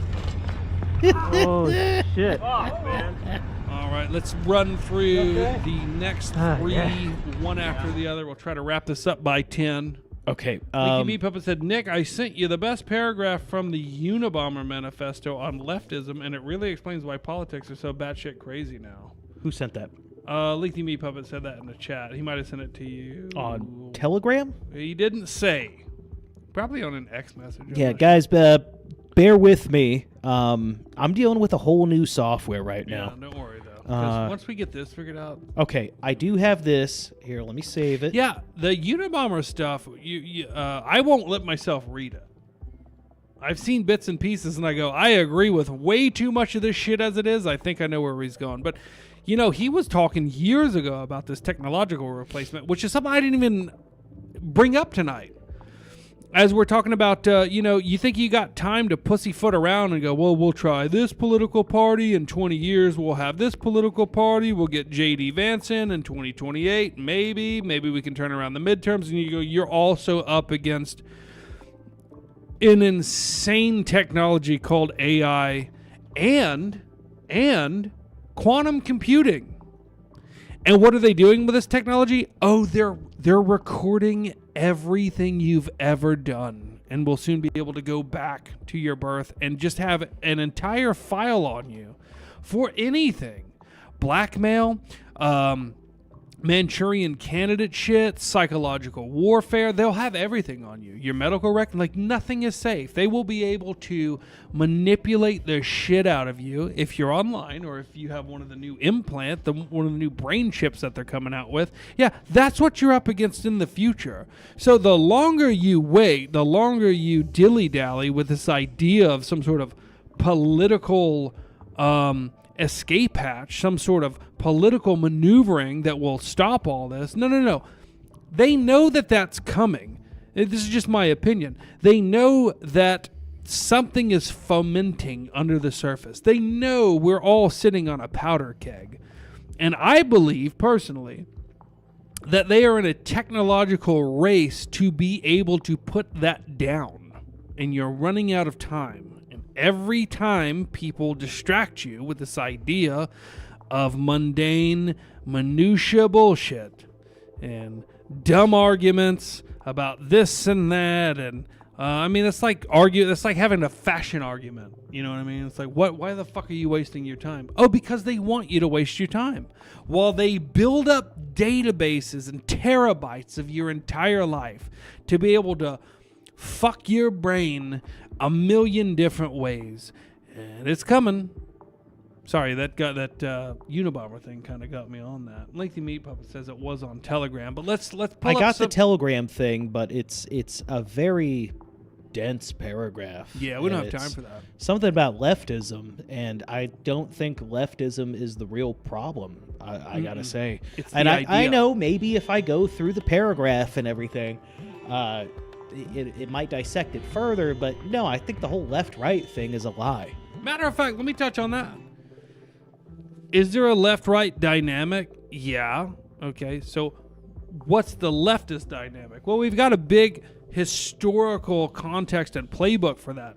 It's anti-human communism, Marxism shit, right? You know what it is. You've seen it. This audience is very Flood in aware immigrants. of it. Yeah, all of it. Flood in illegals. The degradation and destruction of the family unit, the destruction of borders, like all this stuff. Religion, destruction of religion, all of that. So yeah. They've been doing it for decades, hundreds of years. Mm-hmm. It's not a new thing. What's in the rights playbook? Be a bunch of faggots. Don't fucking fight back. Use politics to your advantage. Flood in illegals. Doesn't work, does it? Flood in immigrants. Flood in nons that don't look or act like you or assimilate to your society. It's the same fucking thing. Yeah, history really is repeating itself, except there's this new dynamic of technology that's not being really factored into the political framing of all of this. Well, sure, but we're still falling for their fake argument of left and right. It's the same thing. If you remember me talking about this, a year ago? Maybe it was a year ago. Trump's based. He said the federal government only recognizes 2 genders. If you fall for the term gender, you're falling for it. That's you're how deep it falling is. for it. There's 2 sexes. There aren't 2 genders. Gender's a fucking pseudoscience. And if you're falling for left and right, you're falling for it. Right. I'm glad you said that. That is the perfect example of what I'm talking distraction. about. Wait a minute. Are you arguing about gender? You've fucking missed the boat. You've lost the plot. All people outside of political influence or influencer influence, however you want to say it, all people want the same thing. They want the right to exist, the right to survive. They want to carry on. All people want this, outside manipulation of what the stupid minutia of politics is. Everybody wants the same thing, right? Then you throw in the left and right dynamic, which is bullshit. It's part of the distraction. The left and right dynamic is it's the exact same thing as the gender argument. Yes. You're bickering about something that is so fucking distracting and really obsolete. It only exists to keep you not focused on like an actual attainable goal. Yeah. And you get for the gender argument, there's a million other stupid fucking arguments that can really be solved by, again, like a black and white framing of things. Yeah. is this what you want or is this not what you want? There's your battle line. It's drawn. How do you win that war? And I mean war pretty fucking literally. Yeah. Well, it's all war. Well, I mean the most base version of war. I'm talking fucking bullets flying, sides are chosen. Okay. There's gas, there's gassing, there's trenches, there's fucking bombs. I mean, but you're bogged down in shitty conversations about, well, I think that person should be able to swim against women because he identifies as a woman. Well, I think that's bullshit. That person is obviously has different physiological characteristics that makes him a faster swimmer than these women. And they go, no, that's not how it works. And you go, why are you arguing with these people? Right. It's a distraction. It's all a big fucking distraction. And the distractions are everywhere. Look, Lengthy Meat Puppet here. Sorry, again, it's manual controls here. Okay, Lengthy Meat Puppet. He said, the political right is the left, but slower. It's why Trump 2025 is embracing Clinton 92. You're close. You're close. The right is not the left, but slower. The right and the left are two sides of the same shitty coin you're being dealt. You're still being served the same lengthy turd on a plate. You're just choosing which end you're eating first. That's all it is. Yeah. It's like the spaghetti scene in Lady and the Tramp. Just one of them sucking the noodle down faster. Eventually your lips are still going to meet with that same fucking dog on the other end of the noodle, and you're going to be making out. Yep. But the noodle's a turd. Don sent us a video, and then I kind of want to touch on the Erica Kirk thing. Yeah. Geez, I wish we could hear it. Oh, yeah, that's a problem. Damn it. Next time. I'll get this figured out. Just play it for the audience. But I'm going to play it for the audience. We'll figure it out next time. Okay. We just have to get out. As long as we keep the faith, I saw the summon caption. hope, we get back up and remember who in the hell we are. So I We're don't the know what he said. United States of America. That's who we are. We're the U.S. And there's nothing. I mean... Yeah, again, sorry guys. Audio's fucked up. Everything is a little wonky right now. It's a whole new software I'm using. I'll get it figured out by the next show. We're not spending time apologizing. I can give you the synopsis. I saw the Twitter synopsis of this. Biden starts basically badgering and yelling about how LGBTQ people need to keep fighting back and shit. They need to get more aggressive about it. I was thinking about Biden a couple days ago. I rarely think about the guy because that's how presidents work. Once Trump is gone, you won't think about him anymore, but shit will keep getting shoved down your throat. And I mean literal shit. And yeah, so he was having kind of a freak out, encouraging the LGBT community to fight back. God damn it! He was getting mad at him, and I was like, "How is he still alive?" Right. Yeah, Erica Kirk. Let's touch on that. Erica Kirk. I'm pulling that up right now. So Erica Kirk is going to be having I don't know if it's a debate or just really an interview. A town hall? Yeah, town hall. So she's going to explain her side of things. Also, can I just ask, why? Well, I'll tell you why. Why? Why is she being propped up?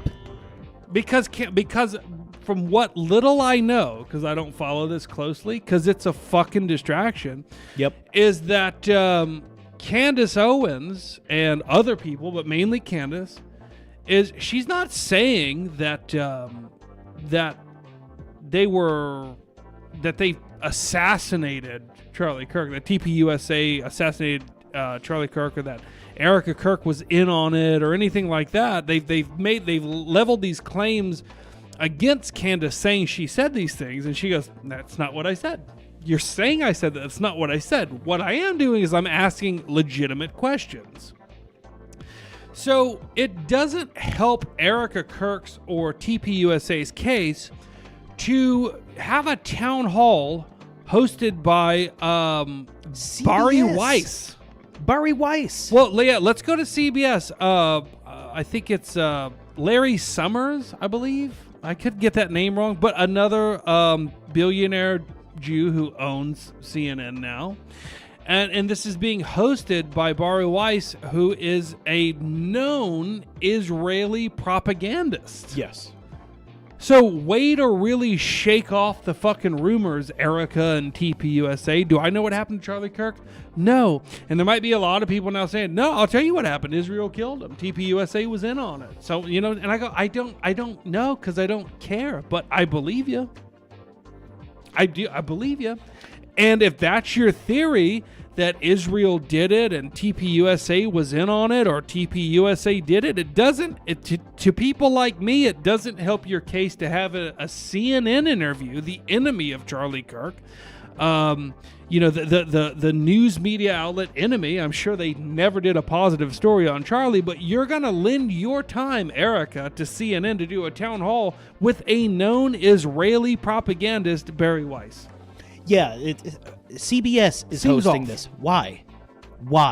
And okay, obviously people knew Charlie was married, or maybe they didn't, you know, before he was assassinated, right? But what did anybody know about Erica Kirk, if they knew about her besides that she birthed his kids and was married to him? Why is she being propped up as this person? You know who never made it to CBS? Charlie Kirk. The guy who was actually saying the shit? Yeah. Yeah, and they keep people like, I'm not even going to say Bari Weiss was insinuating this, because it is more from the TPUSA side from what I've seen, and Tim Pool, and a lot of other people. A lot of other people have Charlie Kirk's name in their mouth when they say Charlie Kirk was a Zionist. Charlie Kirk was pro-Israel. From what I've seen from people like Candace, the evidence is pretty fucking clear that he was walking away from that swiftly, and then he was killed. But by all means, go do a interview, a town hall on CNN, owned by a Zionist, with Bari Weiss, who's also a Zionist propagandist. Yeah, that'll totally put the rumors to bed. Dano wants a call-in link. Oh, but I don't have a... Oh, we can't do it tonight. Stick around, Dan. Yeah, sorry, there's no Not call-in tonight. link. Just stick around another time. Yeah. All right, what's next? We got let's pull up some of those tweets about how you're treated in your own nations by your own judges that you can't do anything about, but you'll get mad about them and say these judges need to be replaced. That would be like the stabbing one, British court, any of those. They all work with that statement. Wales Judge Tracy Lloyd Clark, who previously freed a 33-year-old man convicted of raping a girl under 14 due to prison overcrowding, has now sentenced a British man to 20 months in jail over an X post. David Morgan said, if you're a white dude apologizing for saying nigger, you're a faggot. Yeah, that's another little snapshot into the state of things, where your words get you more time in jail by activist judges who let out these violent offenders. Hey guys, why does nobody kill the violent offenders? They go, well, I can't do anything. You're not allowed to. Yeah, they raped my 14-year-old daughter, but god damn it, that fucking judge let him out. Son of a bitch. These activist judges. I'm not saying don't do anything to these British judges. I'm saying by all means, maybe deal out the same. Maybe. Never mind. If somebody were to rape the judge, though, in retaliation, if it were to happen, would that person get let out due to prison overcrowding, even though the judge is an adult being raped, not a 14-year-old girl? Oh, I doubt it. I don't know. If you rape a judge in England in retaliation for letting out a person who raped a 14-year-old, as a British person, exclusively, not here, as a British person, do you get let out of prison for raping that judge due to overcrowding, even though you raped the judge in retaliation for her letting out a rapist who raped a 14-year-old? How does that work? That's a good clip. I don't know. In their weird court system where they still wear powdered wigs and stupid shit and eat beans for breakfast. Well, it's tradition. I don't know how they work. You know, tradition's important. Yeah. Like, you got to wear a powdered wig when you hand down a sentence to somebody for hate speech that gets more time than somebody who raped a 14-year-old. It's very important to keep these traditions alive of powdered wigs, and justice. That's the tradition you got to keep. Spike92 sends $1. He says Boston Dynamics plus military-grade hardware plus AI plus DARPA equals ground force of Skynet hunter killers extinction level event incoming. Yeah, you're probably right. I wouldn't know how to stop that other than some sort of revolution that would just put an end to all that. It's weird. I don't know. That probably would fix it. You go, my government is complicit in funding this type of technology that's going to be used against me to kill me? Well, if there was ever a time for a revolution, it would be now. But you know what? I think J.D. Vance is going to be president in 2028. Yeah. Is my government plotting and allowing these big AI militant corporations to murder us? Well, you better bet I'm going to vote against that. Yeah. Yeah, you should. As an American, it's your job. It's not only your right, it's your duty. I'm not going to vote for that. Yeah, it's your duty to vote against that. And it'll stop it. It'll stop AI thermal drones from hunting you down for hate speech. I got this one. Pull it up. Pull that up. We must protect Volodymyr.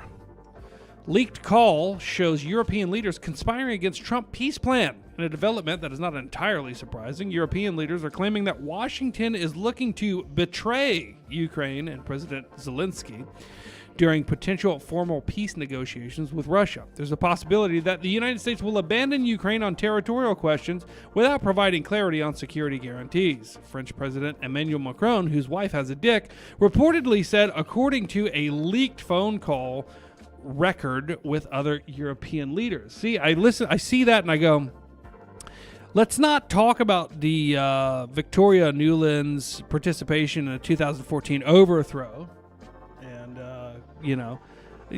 basically regime, the shit we do all the time in all these other places that totally benefits us. Who was president in 2014? Here? Yeah. Obama. Was it Obama? Yeah. Something tells me if we would have voted for Mitt Romney, that would have still happened. But there's another example of us not giving a shit about our country. And I bet you remember when the Ukraine invasion, the Russian invasion of Ukraine happened? Half the people on Twitter had a Ukrainian flag in their bio. Yeah. And then other people were like, nice Ukrainian flag, faggot. And they were like, fuck you. Yeah. It was one of my favorite distractions. Yeah. No, Putin's a fucking piece of shit. And I don't know any history about what happened in Ukraine and why all this is going on, even though my country caused it. And people are like, it's a stupid flag and you're a stupid piece of shit. They go, you're a stupid piece of shit. And I go, why do I give a fuck about Russia or Ukraine? Yeah. Distraction. Another one. Cool flag. 2 genders. 2 scoops, 2 genders. Cool flag. I don't know about your bio, but I've got a Ukrainian flag, a rainbow flag, an Israeli flag, and an American flag because I support freedom. Those people are all gone now. Yeah. They went to Blue Sky, or they never existed. That's another thing. How many of the people are you arguing with on Twitter needlessly? Because you already fucking know what needs to happen. How many people are you arguing with even exist? Did you see the whole controversy recently where Elon made it to where you could see the country of origin for all these posts? Yeah. All these pro-Trumpers, this is the America First Trump Patriot account with 170,000 followers, based in India. All these popular accounts that sway opinions and everything. Bangladesh. Or how about what was it? It was a United States account. United States government account. Oh, fuck. Formed in Israel. We touched on that, didn't we? We did, yeah. Yeah. Formed in Israel. It was a or big based department. Yeah. Yeah, based in DHS or some shit. I think it was DHS or Huh. DOD. Yeah. It's almost like they're distracting you. Yeah. Fucking You're all falling for the bread and circuses. yeah. Well, I mean, where's the bread? You're about to run out of bread. You're about to run out of circuses. Bread is getting pretty pricey. You're just going to be starving while Yeah. your own nation feeds hordes of millions of people who fucking hate you and tell you that they hate you, but still want to come to your country because they feel that they can make it better, and they can make it better without you being here, Yeah. which is going to fail catastrophically. You're going to forget all about being able to afford a ribeye because you won't even be able to afford the bread. Yeah, I was going to say. That steak thing is a real fucking eye-opener. Dude, it's my only politic. That's my only political stance anymore. Can I afford a fucking ribeye? Well, hold on. Trump's fixing that by he's letting in Argentinian beef. oh, great. Yeah. Yeah, America God, first, by the way. God forbid he releases restrictions on American beef farmers. Yeah, to be able to just, like, sell it. Yeah. And you're like, no, sorry, you got to go through. And I don't know how this happened. I'm sure it has something to do with safety. But no, there's two giant beef mass production slaughterhouse conglomerates that they have to sell to. Yeah. Here's an example of that. It's been around forever. Nobody notices this. Tyson? Oh. It's all of that. JBS, Tyson, all of the, you got to give your shit to them, and then they sell it. I mean, they make billions of dollars, and the average farmer doesn't do too well. And then when they don't do so well, the Tysons and the JBSs and whatnot, they buy those farms, and now they own it, or they contract, and you can only raise their meat. But that's Yeah, it's a meat mafia. yeah. There's an absolute meat mafia. Yeah. You know who the biggest mafia is? It's the government. But Yep. here's another thing people don't think about, because you are all just raised with this being the way it was. And I never thought about it either until Teslas came out. Do you know how much cheaper cars would be if you could just buy them directly from the manufacturer? But there's a law that says you can't. No. It doesn't say you can't. Let me rephrase so I get this right. There's a law on the books that says that car manufacturers can't sell directly to the public, and that's why dealerships exist. Oh. So there's a law that creates the same thing with beef. It creates a middleman to then upsell you on something you can't get directly from the manufacturer, same as you can't get from the farmer. Yep. So you pay more, and now they control the pricing. Yeah. And I think you're right about the steaks. Until I can get an affordable steak, Donald Trump has fucking failed. You're failing. I don't care about any other metric. Yeah. Hey, cool. Okay, gas prices are a little lower now. They're still up, because of inflation or whatever. But you know what hasn't dropped? My fucking red meat. My fucking steak. I've been trying to make do with like pork tenderloins and sous videing them perfectly. Yeah. And they're great, but it's not a fucking ribeye. Yeah. And I refuse. This is gonna sound crazy. I was getting a deer process the other day. I went to pick it up, and they have a handwritten dry erase board of all their prices for beef, because this place just started doing beef, cows, slaughtering cows, packaging. What do you call it? Packing, meat packing. Yeah, meat packing. So they do deer, and then they just started doing beef. They still charge $19.99 a pound for ribeye. But you can get an entire cow for $4.99 a pound. So you're gonna get you can get a quarter, a half, or a whole cow. It's all $4.99 across the board. Yeah. Now that's the hanging weight. So that's bones and all. Yeah. By the time they're done processing it, so you got to factor that in. It's like even that fucking beef is still insane. It's still high. Yeah. But it's local beef. It's not from. I almost said Argentina. What's it called? Argentina. Argentina. Yeah. That's how American I am. Some brown country. So yeah, you might get a little price break if J.D. Vance wins in 2028. Right. It might not go down, but it won't go up. Yeah. I used to get at Kroger in Texas, I used to constantly get fucking family packs of either New York strips or ribeye, $5.99 a pound. Dude, yeah. Man, Kroger had some good meat deals. But you know what's crazy? I stepped into a Kroger just earlier this week. Somehow Kroger is not the cheaper grocery store anymore. Everything is marked up by about like 20% in there. Mm-hmm. It's not a higher end store. It's the same slop you buy everywhere. It's all canned bullshit. Everything is like 10 to 20% higher in Kroger now. Good news. Yeah. Not for beef. Sorry. I'm just going to head right away. There's Not never for beef. going to be good news for beef. Aldi will be opening. Oh. I believe it's between December 10th and 20th. Oh, great. Yeah, I'm fucking awesome. stoked. Because you know what really makes Americans happy? Cheap groceries. Yeah. Cheap gas. It's kind of it. Yeah. And they can't even fucking do that. You remember when the eggs were like $7 a dozen? Dude. How did that happen? They're still high, too. They're still high. Hey, what was it, 3 or 4 years ago? But they're not as high. That's progress, dude. Right. And when J.D. Vance They're gets not elected, 7 times higher. Yeah. They're only 3 times higher now. Let me put it like this. In 2028, if Gavin Newsom becomes president, the eggs are going to go back up. Oh, good. But but hold on, if J.D. Vance is elected, they'll stay the same price that they are now. So make your choice, America. You want communism? You want California communist Gavin Newsom to raise your egg prices? Or do you want J.D. Vance to keep them the same at $3 a dozen? I remember... Pick your turd. I remember not that long ago, I actually was at an Aldi, ironically. And they were just like, take these eggs. They were just like, just take them.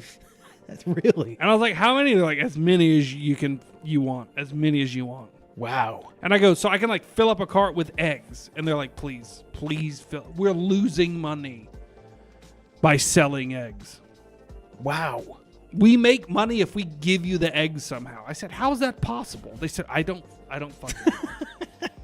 But we're tired. We don't even want to see. We don't even want them in the fucking store anymore. They said, sir, I'm struggling to afford a ribeye. This is out of my pay grade. Just take the fucking eggs. And now I wish I would have, and I could trade the eggs for ribeye. But I can't. What else were you going to pull up? Then I'm going to get the fudge out of here. Yeah. It's that tweet about the stabbing. So I'm going to pull it up here for you. All right. Yeah, I already forgot. Oh, here we go. Get stabbed by black guy. Blurt out the N-word after he stabs you. Jury lets the black guy walk free because you said a bad word after getting stabbed. Completely and absolutely insane. Is it? Gary Edwards, 43, was charged with second-degree assault for stabbing a man in Portland near a light rail stop on July 8th. KPTV reported. However, he was found not guilty of the crime on October 31st after the jury learned the victim was using racial slurs in the aftermath of the altercation. So you can't even make the argument that he was called slurs and that's what caused him to get stabbed, which, is ridiculous in itself. But after he got attacked by the guy, probably called him a right. And to touch on that, well, you should never use that word, but yeah, if you look down at the original tweet headline, it says Portland jury clears black man of assault because white man, by the way, assault, not attempted murder. Yeah. Because the white man he stabbed had said the N-word. So that implies that it's okay if he said it before the stabbing, it's okay for him to be stabbed. Yeah. Like, that's the dynamic we're being faced with. That's the conversation that some people will enter into. I mean, we wouldn't. Nobody here watching this show would enter into this conversation. But there's actually people that I guarantee have had conversations where they go, well, I mean, if they called him the N-word, I mean, those are literally, by law, those are fighting words. And I'm not saying I agree with it, but you can't just go around calling people the N-word. There's consequences. And then somebody else goes, no, he called him that afterwards. Yeah. And then the first person goes, well, that's different. No, you're right. I don't think that should have. It's like, but you're still having the conversation at all. where it's fine for black people to just try to murder somebody. Not for saying the N-word. Yeah. But you entered into the conversation of why it might be justified when you thought that was the context. And see, we're all on the same page here where you go, I'm not going to do it. It's like, well, that nigger never should have been out there anyway. The real crime was... Yeah, sorry. The real crime was desegregation. Let's take it back. Take it back to that. So I don't have a closing credit sequence loaded. I don't have anything like that loaded. Guys, thank you for watching. Thank you for the Rumble rants we got. We didn't get anything on Stream Elements today, but thank you for the Rumble rants. Thumbs up the video. No, all right? Thank you to the Rumble ranters. Nobody else. Speaking of which, Randall Flagg sends $1. He says Gavin Newsom can never run for president because his insane COVID tweets are being resurfaced, and it's embarrassing. His ridiculous laws being thrown around. It's peak COVIDiot. It's a small white pill. That's right, Randall Flagg. And because of his tweets and stuff, I think we're going to be saved when he runs against J.D. Vance and J.D. Vance wins. Oh, I so hope we get J.D. Vance, and I still can't afford a ribeye steak. Yeah, but I mean, J.D. Vance isn't going to fix that, but he's going to keep it from going up. Yeah. He's going to stagnate that fucking Overton window, dude, and I can't wait. I can't wait for that Overton window to not move an inch further to the left, but stay right where it's at right now. Yeah. Because this is fine. Yeah. The pendulum's lowering. That pendulum, while you're strapped to this table, it's lowering, and it's getting closer and closer to your gut. But you know what? At least it's swinging to the right this time before it gets closer to cutting me in half. No, it's not swinging to the right. It's just hovering where it's at in the left as it's coming down.